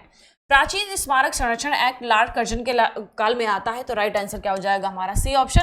1899 से 1905 तक इनका कार्यकाल रहता है। ये सिंचाई आयोग ले आते हैं, अकाल आयोग की स्थापना की जाती है, विश्वविद्यालय आयोग की स्थापना की जाती है ना, विश्वविद्यालय आयोग, रेलवे आयोग की स्थापना की जाती है। प्राचीन स्मारक संरक्षण एक्ट के साथ साथ प्राचीन पुरातत्व आयोग का भी पुरातत्व आयोग की भी स्थापना होती है, पुरातत्व आयोग की भी स्थापना होती है ना, ये बात भी याद रखिएगा। तो राइट आंसर क्या हो जाएगा? C option. लॉर्ड लिनलिथगो का कार्यकाल रहा कब? 1936 से 43 तक इनका कार्यकाल रहा। लॉर्ड मिंटो दो हैं, एक प्रथम एक द्वितीय, है ना। प्रथम की बात करते हैं, मान लेते प्रथम, लॉर्ड मिंटो प्रथम के बारे में पूछा गया, तो इसका कार्यकाल 1807 से 1813 तक रहा, और द्वितीय का तो 1905 से 1910 तक रहा इनका कार्यकाल, लॉर्ड मिंटो प्रथम और द्वितीय का। लॉर्ड कैनिंग का कार्यकाल 1856 से 1881 तक था ना, मुझे एग्जैक्टली याद नहीं, 81 तक ही था शायद। लॉर्ड कैनिंग के समय ही हाई कोर्ट अधिनियम आया था। इससे पहले जो भी सुप्रीम कोर्ट थे, सदर न्यायालय थे, अदालत थे, उन सबको समाप्त करके उच्च हाई कोर्ट एक्ट लाया गया, जिसके माध्यम से बॉम्बे, कलकत्ता और चेन्नई, है ना, मद्रास में एक एक हाई कोर्ट की स्थापना की गई। तो इस क्वेश्चन का आंसर क्या हो जाएगा हमारा? C option. प्राचीन स्मारक संरक्षण एक्ट लॉर्ड कर्जन के काल में हुए थे। लॉर्ड कर्जन के काल में ही, है ना, इसी के काल में कृषि बैंक की स्थापना हुई। कृषि बैंक की स्थापना हुई, है ना, लोगों को ऋण देने के लिए कृषि बैंक की स्थापना हुई, है ना। कई सारे इसने कार्य किए हैं लॉर्ड कर्जन ने। सबसे बुरा काम क्या रहा कि इसके समय बंगाल का विभाजन हो गया। 1905 में बंगाल का विभाजन इसका सबसे बुरा काम था। अगला है, निम्नलिखित में से किस गवर्नर जनरल द्वारा सन्यासी विद्रोह को दबाया गया था? सन्यासी विद्रोह 1770 से स्टार्ट होता है। ऑप्शन है Lord Dalhousie, William Bentinck, Warren Hastings या लॉर्ड वेलेजली। तो इसको दबाया जाता है वेरिंग हेस्टिंग्स के द्वारा। इनका कार्यकाल 1774 से 1785 रहता है। 1785 रहता है ना, 1785 रहता है इनका कार्यकाल। लॉर्ड विलियम बेंटिंग का 1828 से 1835। लॉर्ड डलहौजी का 1848 से 1856, है ना, ये बात भी याद रखिएगा। देखिए, लॉर्ड जो कैनिंग था, है ना, कैनिंग के समय सबसे महान, सबसे कार्य क्या होता है? 1857 की क्रांति। 1857 की क्रांति, है ना, 1857 की क्रांति होती इसी के समय। 1856 का विधवा पुनर्विवाह अधिनियम इसी के समय पारित होता है, ये बात भी याद रखिएगा। अगला देख लेते हैं, दक्षिण भारत में सिंचाई व्यवस्था का अग्रदूत किसे माना जाता है ना? दक्षिण भारत में सिंचाई व्यवस्था का अग्रदूत किसे माना जाता है? सर आर्थर कॉटन को, कर्नल बेयर्ड स्मिथ को, लेफ्टिनेंट ब्लेन को या कर्नल रॉबर्ट स्मिथ को? तो सर आर्थर कॉटन को माना जाता है दक्षिण भारत में सिंचाई व्यवस्था का अग्रदूत। तो राइट आंसर क्या हो जाएगा? ए। अगला है, मेरठ छावनी विद्रोह में किस तिथि को आरंभ होता है? मेरठ छावनी विद्रोह किस तिथि को स्टार्ट होता है? 8 मई 1857, 9 मई 1857, 10 मई 1857 या 11 मई 1857? तो स्टार्ट होता है 10 मई 1857 को। 12 मई को ये लोग सुबह सुबह दिल्ली पहुंच जाते हैं, है ना, और दिल्ली को कैप्चर कर लेते हैं। पुनः अंग्रेज सितंबर में इसको फिर से कैप्चर कर लिया जाता है। तो स्टार्ट कब होता है? 10 मई 1857 से। तो राइट आंसर क्या हो जाएगा? सी। निम्नलिखित में से कौन सा सुमेलित नहीं है? स्थल दे दिया गया है, नेतृत्वकर्ता दे दिया गया है। दिल्ली में बहादुर शाह, बिल्कुल सही है। बाद में बख्त खां भी आ जाते हैं, बख्त खां इसकी कमान संभाल लेते हैं, बख्त खां, है ना। लखनऊ में बेगम हजरत महल, बिल्कुल सही है। कानपुर में कौन था? कानपुर में कौन थे? नाना साहब थे। कुंवर सिंह कहाँ के थे? जगदीशपुर के थे। कहाँ के थे? जगदीशपुर के थे, है ना। कहाँ के थे? जगदीशपुर के थे। तो ये हमारा गलत हो गया। कानपुर में नाना साहब और कुंवर सिंह कहाँ के थे? कुंवर सिंह जगदीशपुर के थे ना, जगदीशपुर के, ठीक है। फैजाबाद के मौलवी अहमदुल्ला, है ना। बरेली के कौन थे? खान बहादुर खान सिंह, है ना। तो गलत बताना था। तो राइट आंसर क्या हो जाएगा? सी। अगला क्वेश्चन है,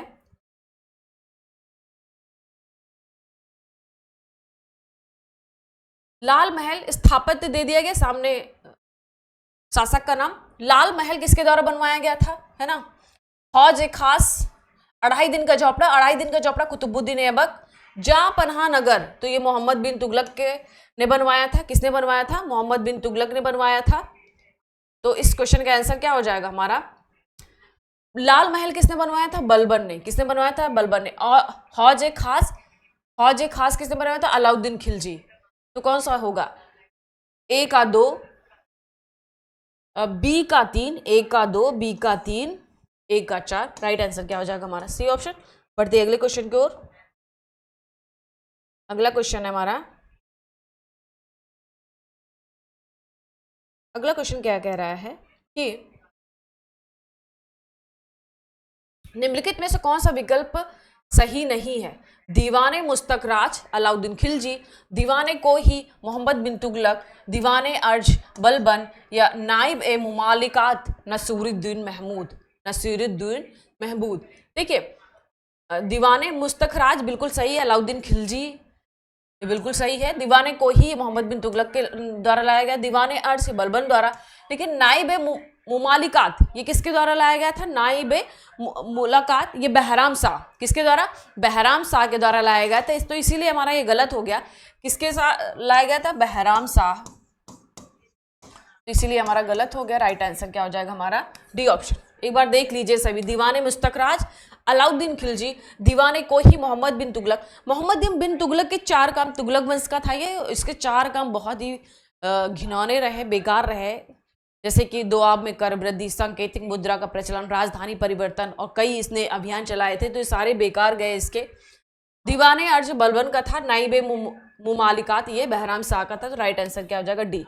अगला है, निम्नलिखित में से कौन सा विकल्प सही नहीं है? मिनहाज उस सिराज, मुझे लगता है नहीं, मिनहाज उस सिराज, तबकात नसीरी, फतुहात फिरोज शाही, फिरोज शाह तुगलक और किताब उल हिंद ये अमीर खुसरो का है, लाल बख्श इल्तुतमिश। तो कौन सा इसमें विकल्प सही नहीं है?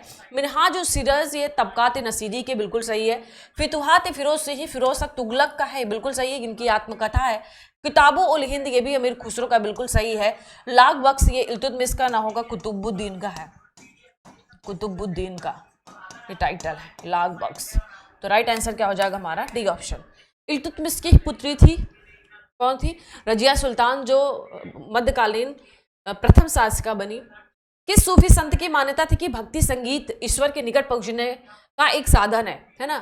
किस सूफी संत ने माना कि जो भक्ति है, जो म्यूजिक है, संगीत है, वो भक्ति से ईश्वर के निकट पहुंचा जा सकता है, एक साधन है। किसकी मानता थे? मोइनुद्दीन चिश्ती, बाबा फरीद, सैयद मोहम्मद गैसुद्दराज या शाह आलम बुखारी। तो ईश्वर के निकट पहुंचने का एक साधन संगीत है, ये कहा था मोइनुद्दीन चिश्ती ने। मोइनुद्दीन चिश्ती के आगे आते हैं, आगे जो अनुनाई हैं सलीम चिश्ती। सलीम चिश्ती ये अकबर के समकालीन थे, अकबर इनको बहुत मानता था, है ना। एक और इन्हीं की सूफी संतों की एक धारा है नक्शबंदी। नक्शबंदी इन्होंने माना कि जो संगीत है वो अवरोध उत्पन्न करता है भक्ति में। क्या करता है? अवरोध उत्पन्न करता है। इसी सूफी धारा का जो अनुयायी था वो कौन था? औरंगजेब था, है ना। अगला है, निम्नलिखित में से कौन सा मध्यकालीन भारत के प्रसिद्ध विद्ववेता थे? है ना, मध्यकालीन भारत के प्रसिद्ध विद्ववेता थे विज्ञानेश्वर, हिमाद्री, राजशेखर व जुमीत मोहन, है ना। विज्ञानेश्वर, हिमाद्री, राजशेखर, जुमीत मोहन। तो आपको बताना कौन थे। विज्ञानेश्वर की रचना है, क्या नाम है? मिताक्षरा, है ना। जुमीत मोहन का है याज्ञवल्क्य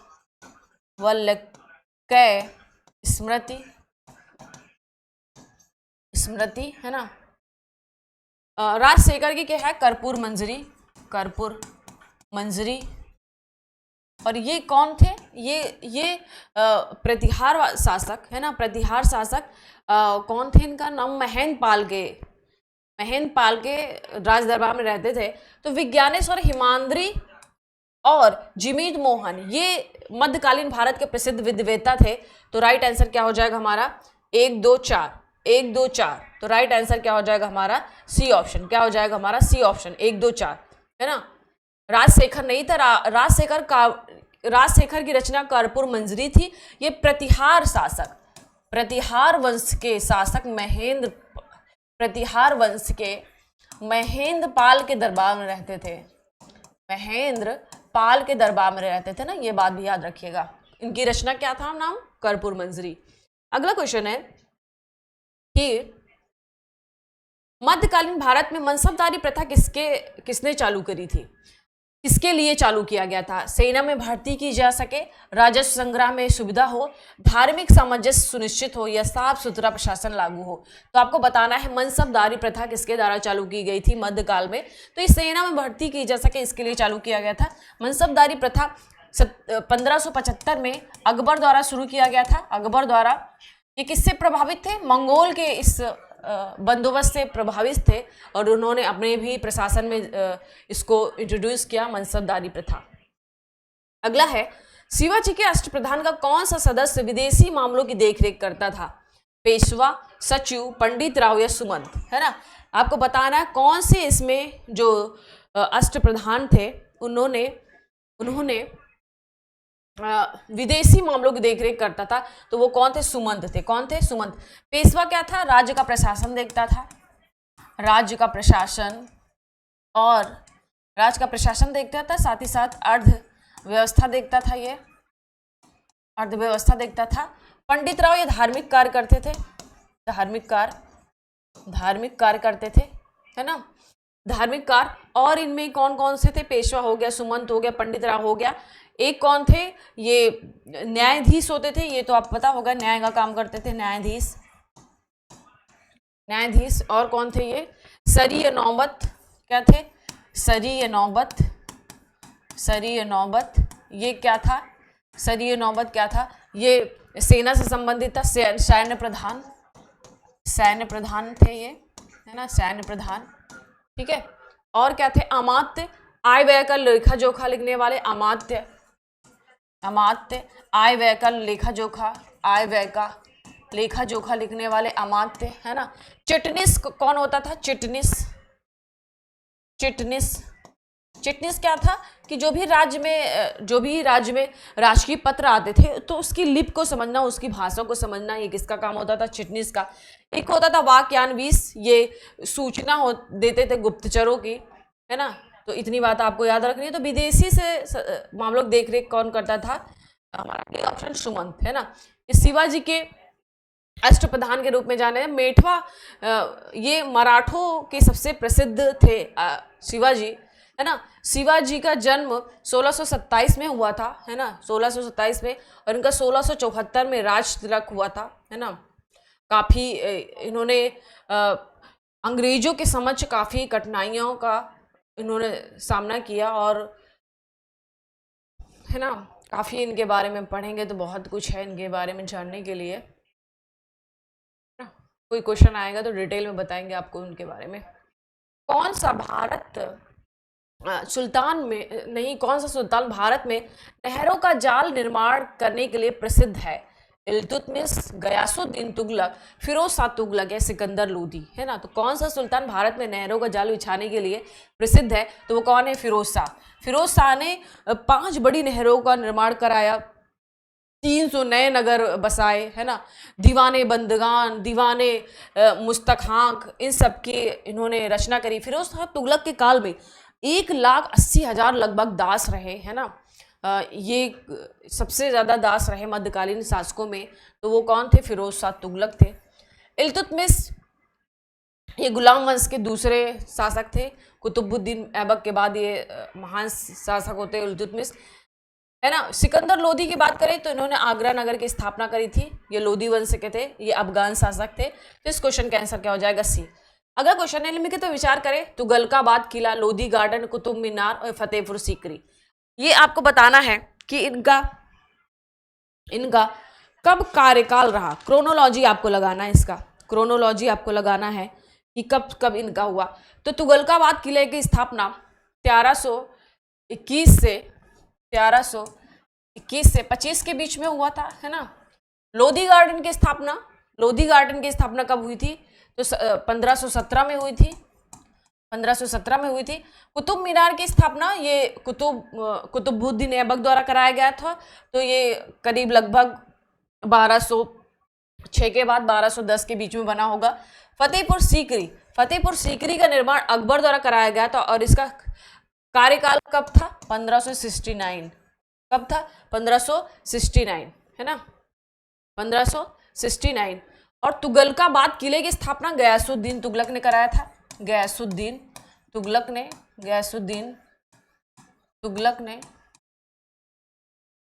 है ना। लोदी गार्डन का अलाउद्दीन आराम शाह, है ना, इन्होंने कराया था। फतेहपुर सीकरी आप जानते हैं अकबर ने कराया। कुतुब मीनार का कुतुबुद्दीन ऐबक ने। तो सीक्वेंस लगा लीजिए, 1321 से 25 पहला होगा हमको लगता है, नहीं, पहले कुतुब मीनार ये 1200 ईस्वी में बना था, 1206 में इसने स्थापना करी थी, है ना। और कुतुबुद्दीन ऐबक ने 1210 में इसको मृत्यु हो जाती, तो 1210 के पहले बना था, 1210 के पहले बना था कुतुब मीनार। तो सबसे पहले तीसरा होगा, तीसरा ऑप्शन, उसके बाद पहला, फिर उसके बाद आएगा हमारा दूसरा, उसके बाद चौथा। तो राइट आंसर क्या हो जाएगा हमारा बी ऑप्शन, है ना। पहले तीसरा आएगा कुतुब मीनार, उसके बाद तुगलकाबाद, फिर उसके बाद लोधी गार्डन, उसके बाद आएगा हमारा फतेहपुर सीकरी। तो राइट आंसर बी।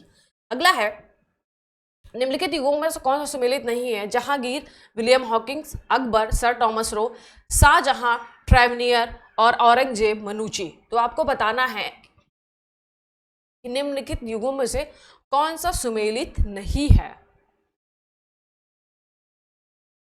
देखिए, जहांगीर के समय में विलियम हॉकिंस आए थे, बिल्कुल बात सही है। शाहजहां के समय ट्रेवनियर आया था, बिल्कुल सही है। औरंगजेब के समय मनुची आया था, बिल्कुल सही है। लेकिन अकबर, सर टॉमस रा जहांगीर के काल में आया था।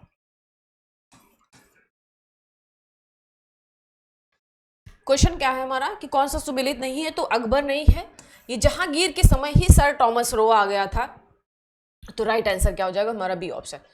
अगला है, प्रसिद्ध विरूपाक्ष मंदिर कहां पर स्थित है? भद्राचलम, चिदम्बरम, हम्पी या श्रीकालहस्ती। तो ये कहां पे है प्रसिद्ध विरूपाक्ष मंदिर? हम्पी में है। कहां? हम्पी कहां पे है? कर्नाटक में। कहां पे है? कर्नाटक में। तो राइट आंसर क्या हो जाएगा हमारा सी ऑप्शन। ओके, अगला क्वेश्चन है, धर्मत का युद्ध निम्नलिखित में से किसके मध्य हुआ था? मोहम्मद गौरी तथा जयचंद के बीच में। मोहम्मद गौरी और जयचंद के बीच में युद्ध हुआ था 1194 में, है ना। और बाबर और अफगान के बीच हुआ था 1529 में। 1529 में औरंगजेब तथा दारा सिकोह के बीच में धर्मत का युद्ध हुआ था। ये उत्तराधिकारी के रूप में युद्ध हुआ शाहजहां की मृत्यु के बाद, है ना। शाहजहां को इसकी मृत्यु भी नहीं हुई थी, उसके मृत्यु के पहले उनके बेटों में लड़ाई होने लगी थी, उत्तराधिकारी युद्ध। तो औरंगजेब और दारा सिकोह के बीच हुआ था। दारा सिकोह हार जाता है, औरंगजेब की विजय होती है, औरंगजेब बनता है। तो राइट आंसर क्या हो जाएगा हमारा सी ऑप्शन। क्या हो जाएगा हमारा सी ऑप्शन। बढ़ती अगले क्वेश्चन की ओर। अगला क्वेश्चन है, निम्नलिखित में से किस एक ने महत्वपूर्ण कृतियां रामचंद्रिका एवं रसिक प्रिया की रचना करी? केशव, मतीराम, रस खान व सेनापति। तो रामचंद्रिका एवं रसिक प्रिया की रचना करी थी केशव। इसने करी थी केशव। तो राइट आंसर क्या हो जाएगा हमारा ए ऑप्शन। अगला है, मोहम्मद बिन कासिम द्वारा सिंध विजय कब हुई? देखिए, अगर बात करें भारत पर पहला मुस्लिम आक्रमण मोहम्मद बिन कासिम का माना जाता है ना। मोहम्मद बिन कासिम का माना जाता है और इन्होंने 712 ईस्वी में सिंध पर विजय प्राप्त कर दी। किसमें? 712 ईस्वी में। तो राइट आंसर क्या हो जाएगा हमारा सी ऑप्शन। क्या हो जाएगा हमारा सी ऑप्शन। बढ़ते अगले क्वेश्चन की ओर। अगला क्वेश्चन है हमारा, अगला क्वेश्चन है कि, है ना, अब जल्दी जल्दी करेंगे क्योंकि क्वेश्चन बहुत ज़्यादा है, टाइम बहुत कम है। अगला क्वेश्चन है कि हुगली को बंगाल की खाड़ी में समुद्री लूटपाट के लिए किसने अड्डा बनाया था? है ना, हुगली को बंगाल की खाड़ी में समुद्री लूटपाट के लिए किसने अड्डा बनाया था? पुर्तगालियों ने, फ्रांस वासियों ने, डेनमार्क वासियों ने या अंग्रेजों ने। तो हुगली को बंगाल की खाड़ी में समुद्री लूटपाट का अड्डा बनाया था पुर्तगाली ये नौसैनिक में बहुत ज़्यादा स्मार्ट थे, है ना। हिंद महासागर में इनका प्रभुत्व, परमिट जारी करने पर ही कोई व्यापार कर सकता था, आयात निर्यात, है ना। तो राइट आंसर क्या हो जाएगा हमारा ए ऑप्शन। यूरोपवासी भारत आने के क्रम में सबसे पहले कौन आता है? पुर्तगाली आते हैं, ये भी बात याद रखिएगा। 1798 वास्को डी गामा पहली बार आता है भारत। अगला है, बक्सर का युद्ध दे दिया कौन सा युग में सही सुमेलित है? बाकी सारे क्या है? गलत है, एक ही सही है, वो कौन सा है? बक्सर का युद्ध मीर जाफर विरुद्ध क्लाइव, जबकि बक्सर का युद्ध मीर जाफर विरुद्ध क्लाइव नहीं था, सिराजुद्दौला विरुद्ध क्लाइव था। वांडीवास का युद्ध फ्रांसीसी विरुद्ध ईस्ट इंडिया कंपनी, ये बिल्कुल बात सही है ना। वांडीवास का युद्ध बिल्कुल बात सही है। तो राइट आंसर क्या हो जाएगा? अभी आगे और देख लेते हैं। जलियांवाला बाग हत्याकांड कब हुआ था? ये युद्ध दे दिया 1919 में हुआ था, 13 अप्रैल। और खेड़ा का युद्ध, ये भी गलत है। तो राइट आंसर कौन सा है? वांडीवास का युद्ध। वांडीवास का युद्ध कब हुआ था? फ्रांसीसी के विरुद्ध हुआ था, ईस्ट इंडिया कंपनी का। तो राइट आंसर क्या हो जाएगा हमारा? B option. क्या हो जाएगा? B option. कब हुआ था ये? तो 1766 में, 1760 में, है ना, शायद 1760 में, कंफर्म नहीं है ना, एक बार चेक कर लीजिए। 1760 में हुआ था वांडीवास का युद्ध। बढ़ते हैं अगला। अगला क्वेश्चन है, भारत में ब्रिटिश साम्राज्य के दौरान निम्नलिखित वायसराय पर विचार कीजिए। अब वायसराय दे दिया गया है, अब इन पर विचार करना है, करेंगे हम लोग। Lord Curzon, Lord Chelmsford, Lord Hardinge या लॉर्ड इरविन। तो बताना है आपको, क्रम बताना है कि क्रम सजाना है आपको कि कौन सा पहले आया उसके बाद कौन सा आया, है ना। तो क्रम सजाना है आपको, बताना है कि कौन सा इसमें कब आया। अगर लॉर्ड कर्जन की बात करें तो लॉर्ड कर्जन कब आया था? 1899 से 1905 तक इसका कार्यकाल रहा। फिर 1905 से 1910 किसका रहा? लॉर्ड मिंटो द्वितीय का रहा। लॉर्ड चैम्सफोर्ड का कार्यकाल कब से कब तक रहा? तो 1916 से 1921 का कार्यकाल रहा लॉर्ड चैम्सफोर्ड का, है ना। लॉर्ड हार्डिंग का 1910 से 16 रहा, 1910 से 16 रहा। और लॉर्ड इरविन का 1926 से 1931 रहा। ये कार्यकाल इनका रहा। तो आपको सजाना है क्रम से, तो आराम से सज जाएगा। पहले लॉर्ड कर्जन आएंगे आई थिंक, है ना। A1 फिर 3 फिर 2 फिर 4, 1 3 2 4। राइट आंसर क्या हो जाएगा हमारा? A option. क्या हो जाएगा? ए। अगला है सोम प्रकाश नामक समाचार पत्र किसने प्रारंभ किया? दयानंद सरस्वती, ईश्वरचंद विद्यासागर, राजा राम मोहन राय और कौन सा? सुरेंद्र नाथ बनर्जी। तो कौन सा है ये? सोम प्रकाश। तो सोम प्रकाश को प्रकाशित किया ईश्वरचंद विद्यासागर ने। तो राइट आंसर क्या हो जाएगा हमारा? B option. कब प्रकाशित किया था? ये प्रकाशित किया था राजा राम मोहन राय ने, सॉरी ईश्वरचंद विद्यासागर ने 1858 को। कब? 1858 को। राजा राम मोहन राय की संवाद कौमुदी, कौन सी? संवाद कौमुदी। और इन्होंने ब्रह्म समाज, कौन सा समाज था? ब्रह्म समाज, है ना। ब्रह्म समाज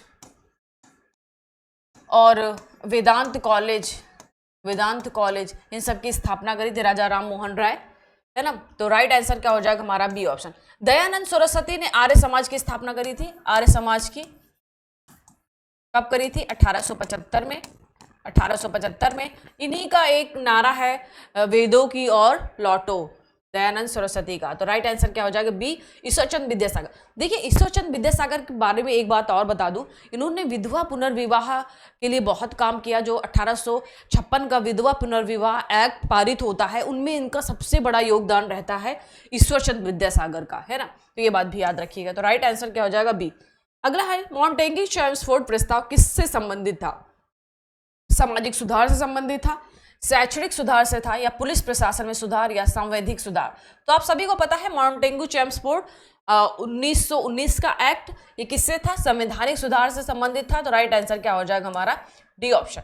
अगला हमारा, भारत में औपनिवेशिक शासन के दौरान शैक्षणिक संस्थानों के संदर्भ में निम्नलिखित युग्मों पर विचार कीजिए। बनारस का संस्कृत कॉलेज विलियम जोन्स ने बनाया था। तो बनारस का संस्कृत कॉलेज जोनाथन डंकन ने किया था। किसने? जोनाथन डंकन, है ना। जोनाथन डंकन ने 1791 में। कलकत्ता मदरसा वेरिंग हेस्टिंग बिल्कुल सही है। फोर्ट विलियम कॉलेज का वेलेजली था, आर्थर वेलेजली नहीं था, वेलेजली था। तो ये भी गलत है, ये भी गलत है। सही बताना है, अगले पेज में हमको सही मिल जाएगा, है ना। जोनाथन डंकन 1791 में इन्होंने उसके संस्कृत कॉलेज की स्थापना करी थी ना। तो ये हमारा गलत हो गया, केवल 2 सही है। अब ऑप्शन देख लेते हैं, ऑप्शन से हमारा क्वेश्चन क्लियर हो जाएगा कि इसका सही ऑप्शन क्या होगा। अगर ओनली 2 है तो राइट आंसर क्या हो जाएगा हमारा? वही हो जाएगा। तो राइट आंसर क्या हो जाएगा हमारा? B option, only 2। ओके। अगला है मुखौटा नृत्य का संबंध निम्नलिखित में से किस नृत्य शैली से है? नागा से, कथकली से, ओडिसी से और कुचिपुड़ी। देखिए मुखौटा नृत्य, देखिए भारत में क्या है? 8 शास्त्रीय नृत्य है। शास्त्रीय नृत्य और फोक डांस, लोक नृत्य में डिफरेंस क्या होता है? शास्त्रीय नृत्य ये इसका एक विधि विधान होता है, प्रॉपर ड्रेस होता है, प्रॉपर इसके नियम कानून होते हैं ना। तो भारत में कुल 8 शास्त्रीय नृत्य है, जिसमें से कथकली कहाँ का है? केरल का है।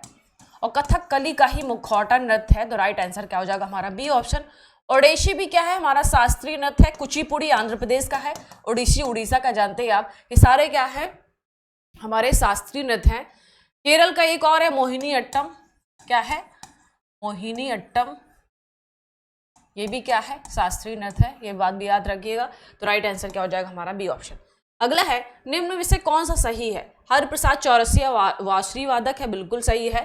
बिस्मिल्लाह खां अल्लाह रखा खां, बिस्मिल्लाह खां तबला वादक है, आपको बताना है।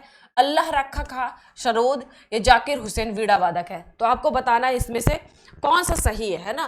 सामने दे दिया गया वादक जो जिसमें पारंगत हो, आपको वही बताना है। जैसे हरिप्रसाद चौरसिया है ना, हरिप्रसाद चौरसिया जैसे वांसुरी वादक है, ये तो बिल्कुल सही है, जो कि हमारा सही पूछा था। बाकी तीन क्या गलत है? बिस्मिल्लाह खां क्या है? ये सहनाई वादक है। कौन है ये? सहनाई वादक है, सहनाई वादक है ना। तो ये हमारा तबला गलत हो गया। अल्लाह रखा और जाकिर हुसैन ये दोनों वीणा वादक है ना। ये क्या है? तबला वादक। क्या है? तबला बजाते हैं ये लोग, तबला वादक है। तो राइट आंसर क्या हो जाएगा? ए। हमने बाकी सही उसके सामने लिख दिया है। ओणम किस प्रदेश का त्योहार है? ओणम किस प्रदेश का त्योहार है? कर्नाटक, केरल, गुजरात या असम? तो ओणम कहाँ का है? केरल का है। केरल का ही दो शास्त्रीय नृत्य कौन कौन से है? कथकली और मोहिनी अट्टम है ना। यक्षगान कहाँ है? कर्नाटक का है। तो इस क्वेश्चन का आंसर क्या हो जाएगा हमारा? बी ऑप्शन, केरल का। असम का कौन सा नृत्य है? कौन सा त्योहार है? बिहू। बिहू कहाँ मनाया जाता है? असम में। गुजरात में अंतरराष्ट्रीय पतंग उत्सव मनाया जाता है, गुजरात में है ना। ये सारी चीजें हैं। राइट आंसर क्या हो जाएगा? बी। अगला है एक जनजाति जो सरहुल त्योहार मनाती वह है संथाल, मुंडा, भील या थारू। तो आपको बताना है कौन सी मनाती है। तो संथाल हो गया, मुंडा हो गया, भील हो गया, थारू होगा। तो एक जनजाति जो सरहुल त्योहार मनाती है ना, सरहुल त्योहार। तो सरहुल त्योहार कौन मनाती? मुंडा। मुंडा कहाँ की जनजाति है? झारखंड की। एक मुंडा विद्रोह भी होता है जिसके जो नेता क्या थे? बिरसा मुंडा थे, है ना। तो राइट आंसर क्या हो जाएगा? बी। गांधी जी की विचारधारा किन किन लोगों से प्रभावित थी, है ना। जो गांधी जी थे वो भारत कब वापस आते हैं? 9 जनवरी 1915 में।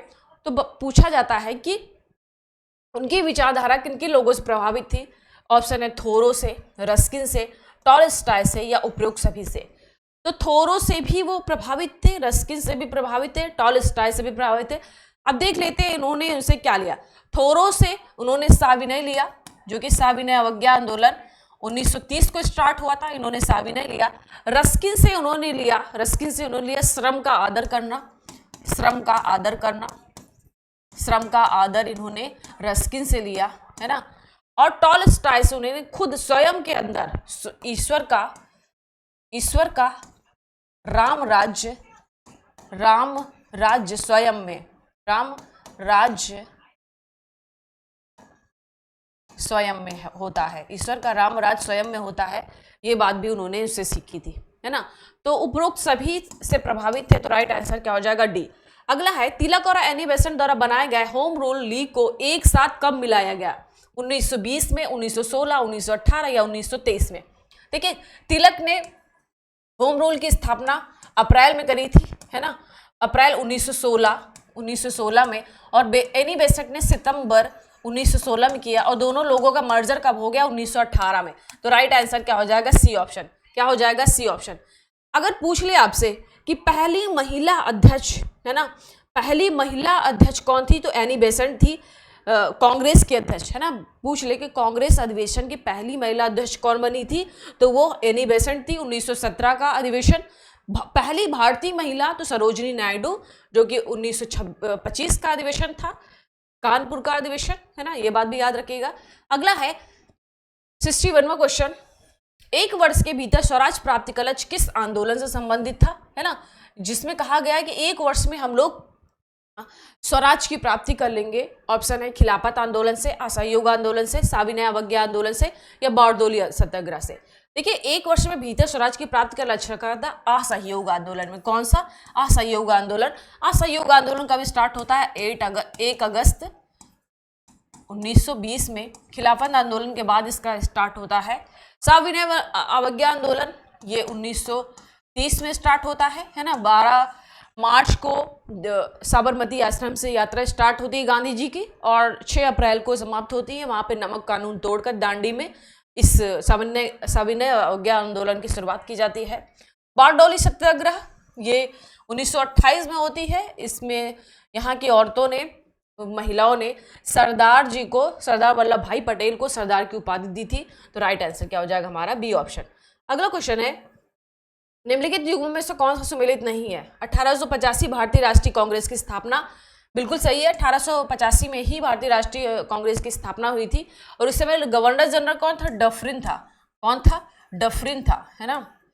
1905 में बंगाल का विभाजन, बिल्कुल सही है। इस समय कौन था? कर्जन था। 1909 का मार्ले मिंटो सुधार, ये भी बिल्कुल सही है। 1930 का असहयोग आंदोलन, असहयोग आंदोलन कब स्टार्ट होता है? 1 अगस्त 1920 को, और जबकि यहाँ पे डेट क्या है? 1930 को साविनय अवज्ञा आंदोलन, साविनय अवज्ञा आंदोलन, है ना।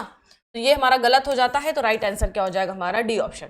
अगला है, निम्नलिखित में से कौन सा स्वराज पार्टी के गठन के लिए जिम्मेदार थे?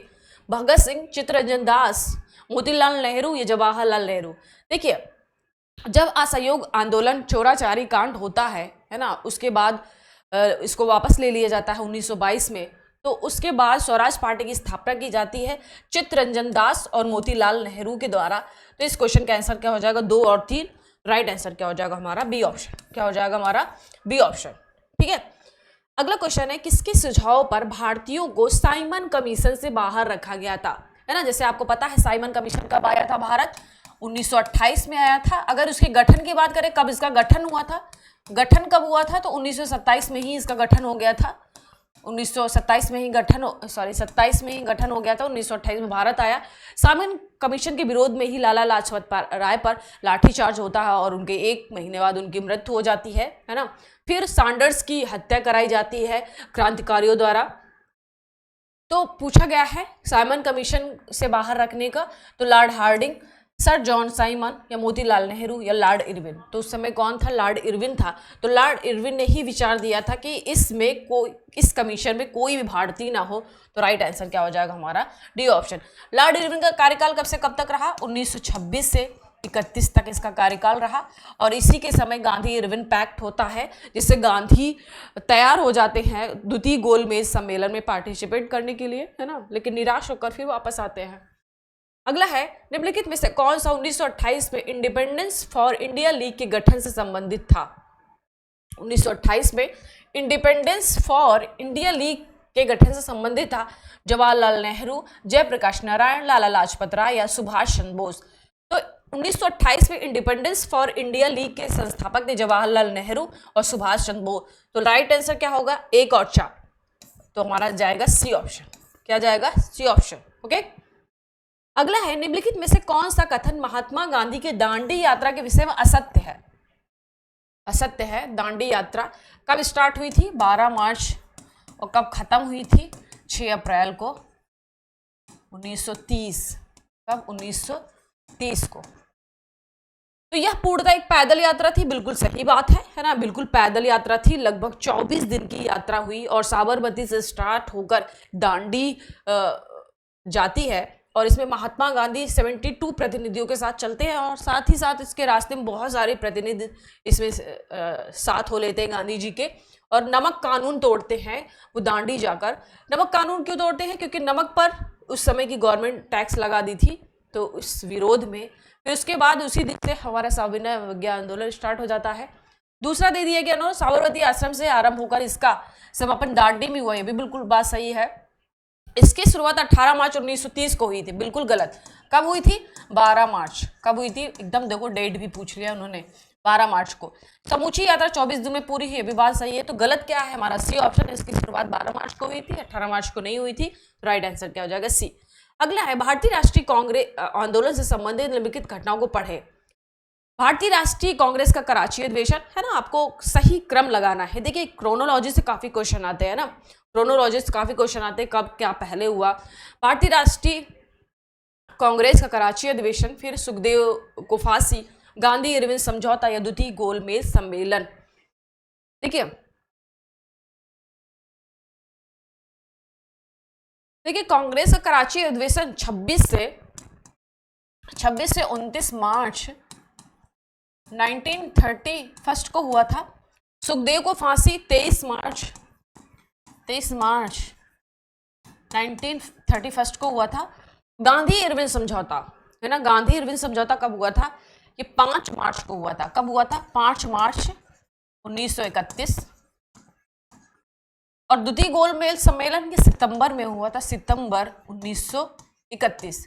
तो क्वेश्चन क्या है कि क्रोनोलॉजी लगाना है। तो सबसे पहले क्या हुआ? 3 गांधी इरविन समझौता 5 मार्च को हो गया। उसके बाद सुखदेव को फांसी कब मिली? 23 मार्च को। उसके बाद कराची का अधिवेशन होता है 26 से 29 मार्च। उसके बाद क्या होता है? द्वितीय गोलमेज सम्मेलन। तो 3214। तो राइट आंसर क्या हो जाएगा हमारा? A option. अगला है, महात्मा गांधी ने अपना पहला आमरण अनशन कब प्रारंभ किया था? चंपारण आंदोलन के समय, कम्युनल अवार्ड के समय, या असहयोग आंदोलन के समय, या कलकत्ता के दंगों के समय, है ना। तो महात्मा गांधी ने पहला आमरण अनशन कब स्टार्ट हुआ था? 1932 में। 1932 में किस लिए किया था? कम्युनल अवार्ड के समय। तो राइट आंसर क्या हो जाएगा हमारा? C option. चंपारण आंदोलन 1917 में होता है ना। असहयोग आंदोलन 1920 में, है ना, 1 अगस्त 1920 में। कलकत्ता के दंगे जब हमारा भारत स्वतंत्र हो जाता है उसके बाद होता है। तो राइट आंसर क्या हो जाएगा? बी। अगला है, भारत के स्वाधीनता के समय महात्मा गांधी ने कांग्रेस की सदस्यता त्याग पत्र दे दिया। जब भारत के स्वाधीनता के समय, मतलब जब भारत का आंदोलन चल रहा था उस समय महात्मा गांधी ने कांग्रेस की सदस्यता से त्याग पत्र दे दिया। आपको बताना कब दिया उन्होंने, है ना, कब दिया? 1933 को, 1935, 1934 या 1937? तो आपको बताना है कब दिया था। तो भारत स्वाधीनता के समय महात्मा गांधी ने 1934 में ही कांग्रेस के सदस्यता पद से त्यागपत्र दे दिया था। फिर वो औपचारिक रूप से कभी सदस्य नहीं बने, है ना। तो राइट आंसर क्या हो जाएगा हमारा? C option. अगला है, अखिल भारतीय ट्रेड यूनियन कांग्रेस की स्थापना कब हुई? जनवरी 1930 को, अक्टूबर 1920 को, या मार्च 1921, या अप्रैल 1922 को? तो आपको बताना है कब हुई थी। तो ये हुआ था अक्टूबर 1920 में। तो राइट आंसर क्या हो जाएगा इसका? B option. क्या हो जाएगा हमारा? B option. अगला है, किसने जलियांवाला बाग हत्याकांड के विरोध में वायसराय की कार्यकारिणी परिषद की सदस्यता से इस्तीफा दे दिया? जलियांवाला बाग हत्याकांड कब होता है? 13 अप्रैल 1919 को होता है ना। इस पे अंधाधुंध गोलियां चलाई जाती हैं, है ना। आप सभी को पता है ये कांड, जलियांवाला बाग हत्याकांड। सैफुद्दीन कुचलू और सतपाल के गिरफ्तारी के विरोध में, है ना, एक मैदान में सभी लोग शांतिपूर्ण ढंग से अपना सम्मेलन कर रहे थे। उसी में जाकर जनरल डायर ने उन पर अंधाधुंध गोलियां चलाई और बाहर निकलने के सारे रास्ते बंद कर दिए, है ना, जलियांवाला बाग हत्याकांड। तो पूछा गया है उसके विरोध में किसने वायसराय की कार्यकारिणी परिषद से इस्तीफा दे दिया? तो वो कौन थे? सर शंकर नायर थे। तो राइट आंसर क्या हो जाएगा हमारा? C option. क्या हो जाएगा हमारा? C option. ओके, क्या हो जाएगा हमारा? C option. तो ये था आज का हमारा सेशन। आई होप आपको पसंद आया होगा। डिटेल ज़्यादा देना होता है, एक्सप्लेनेशन बहुत रहता है, इसीलिए हम इसको सेट 1 सेट 2 में लाते हैं। तो एंड करते हैं आज के सेशन को। बहुत क्वेश्चन हो गया, आगे के क्वेश्चन हम नेक्स्ट सेट 1 में करवा देंगे ना, नेक्स्ट सेट ला के हम करवा देंगे, जिससे बाकी क्वेश्चन कवर कर लिए जाएंगे। आई होप आपने इस सेशन को एंजॉय किया होगा। अभी तक अगर आपने चैनल को सब्सक्राइब नहीं किया तो प्लीज़ सब्सक्राइब कर ले, दोस्तों के साथ शेयर करें। मिलते हैं अपने नेक्स्ट वीडियो में। Thank you for watching.